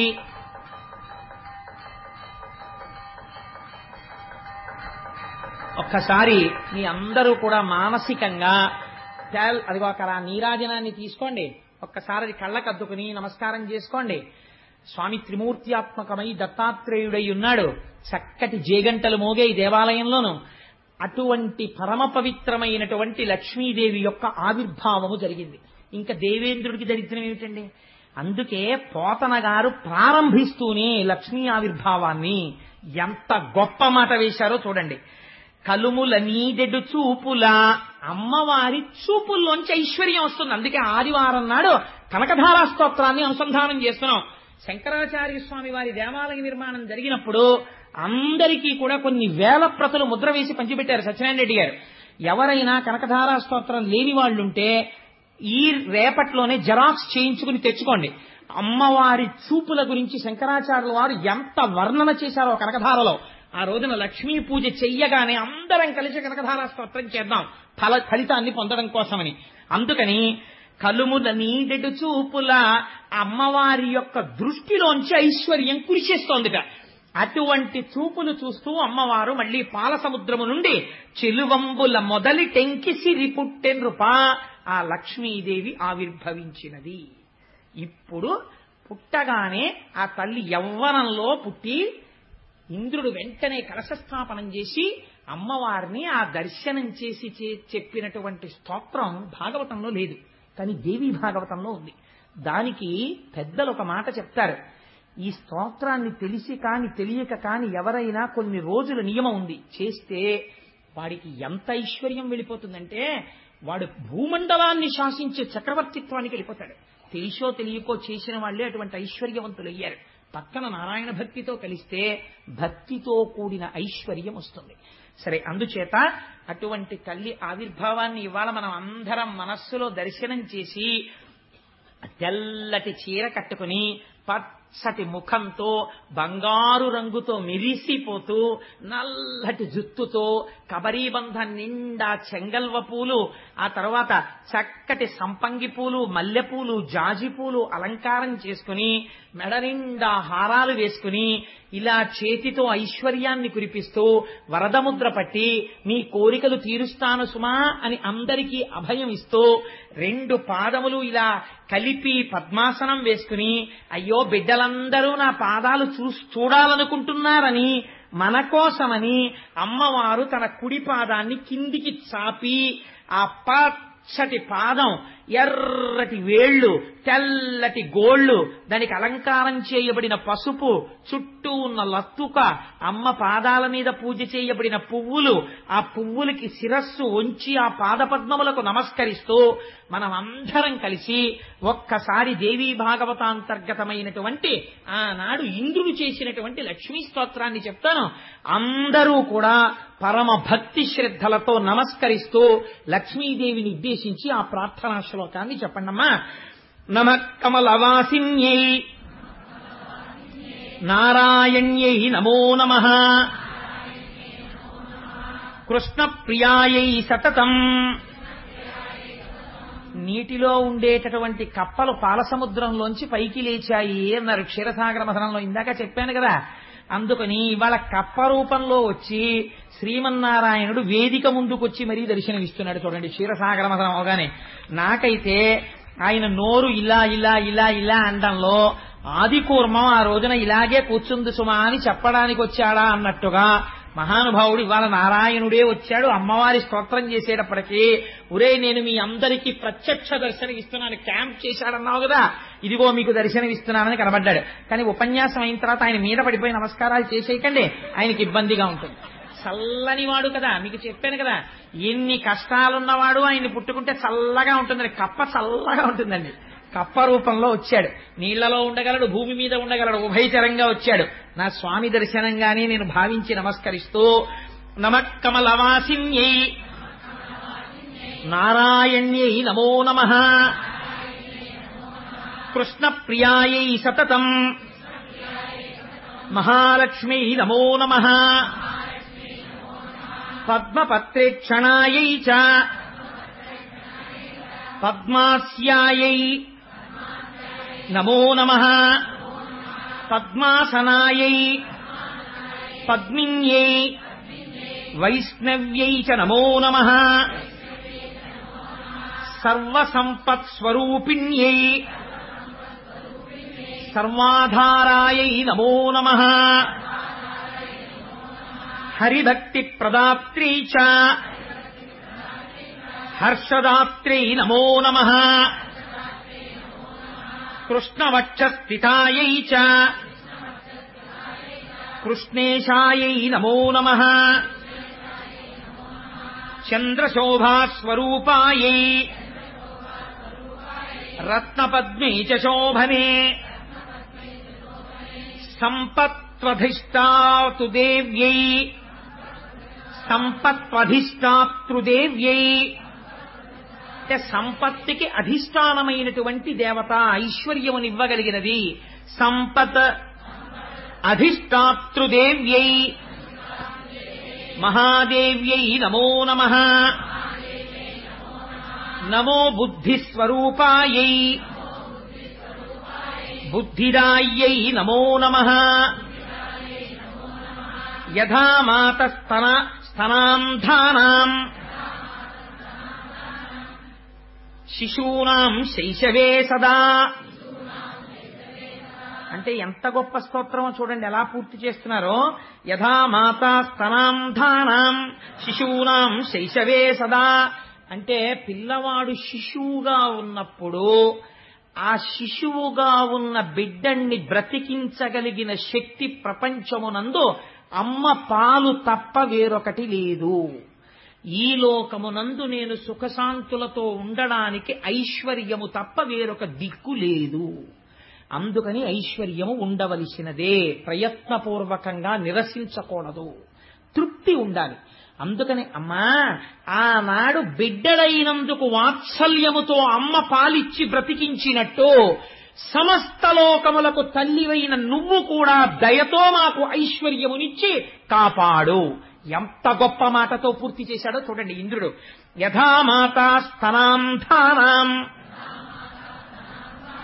శిశూనాం శైశవే సదా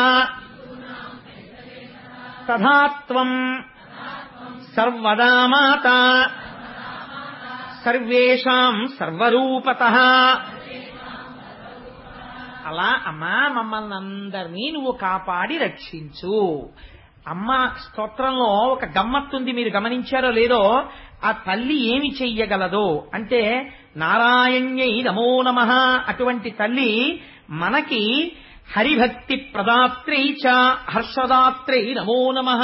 విష్ణు భక్తిని ఆవిడే ఇచ్చి ఆనందమును కల్పిస్తుంది. అందుకని ఇప్పుడు లక్ష్మి సంతోషించాలంటే మనం మళ్ళీ 11 మార్లు ఏవి చెప్పాలి? స్వామి నామం చెప్పాలి కదా. అందుకని అవి కూడా చెప్పేసి వెళ్ళిపోదాం, మనకి పెద్ద కష్టం ఏంటి, పొంగిపోయి చెప్పేస్తాం మనం కదా. అందుకని మీరేమనాలి? గోవింద గోవింద హరి గోవింద గోకుల నందన గోవింద అనాలి. అందుకని అనండి, నిఖిల లోకేశ గోవింద, ఇహ పరదాయక గోవింద, పరమదయాళో గోవింద, గోవింద హరి గోవింద గోకుల నందన గోవింద, తిరుమలవాస గోవింద, గోవింద హరి గోవింద గోకుల నందన గోవింద, శ్రీనివాస శ్రీ గోవింద, గోవింద హరి గోవింద గోకుల నందన గోవింద, శ్రీ వెంకటేశ గోవింద, గోవింద హరి గోవింద గోకుల నందన గోవింద, ఆనందరూప గోవింద, గోవింద హరి గోవింద గోకుల నందన గోవింద, కష్ట నివారణ గోవింద, గోవింద హరి గోవింద గోకుల నందన గోవింద, శిష్ట పరిపాలక గోవింద, గోవింద హరి గోవింద గోకుల నందన గోవింద, దురిత నివారణ గోవింద, గోవింద హరి గోవింద గోకుల నందన గోవింద, పాప విమోచన గోవింద, గోవింద హరి గోవింద గోకుల నందన గోవింద, పుండరీకాక్ష గోవింద, గోవింద హరి గోవింద గోకుల నందన గోవింద, వజ్రమకుటధర గోవింద, గోవింద హరి గోవింద గోకుల నందన గోవింద, గోవర్ధనోద్ధార గోవింద, గోవింద హరి గోవింద గోకుల నందన గోవింద, లక్ష్మీవల్లభ గోవింద. గోవింద హరి గోవింద గోకుల నందన గోవింద. మా రేపటి రోజు శనివారం, రేపటి రోజు కోసమే రిజర్వ్ చేశాను అసలు ఆర్తిపడి. రేపు లక్ష్మీ కళ్యాణం, అమ్మవారు శ్రీమన్నారాయణుణ్ణి రేపు కళ్యాణం చేసుకుంటుంది. కమనీయమైనటువంటి ఘట్టం. రేపటి రోజున దాన్ని విజ్ఞాపన చేసేటటువంటి అదృష్టాన్ని స్వామి నాకు కటాక్షించుగాక. సర్వం శ్రీ ఉమామహేశ్వర పరబ్రహ్మార్పణమస్తు. స్వస్తి.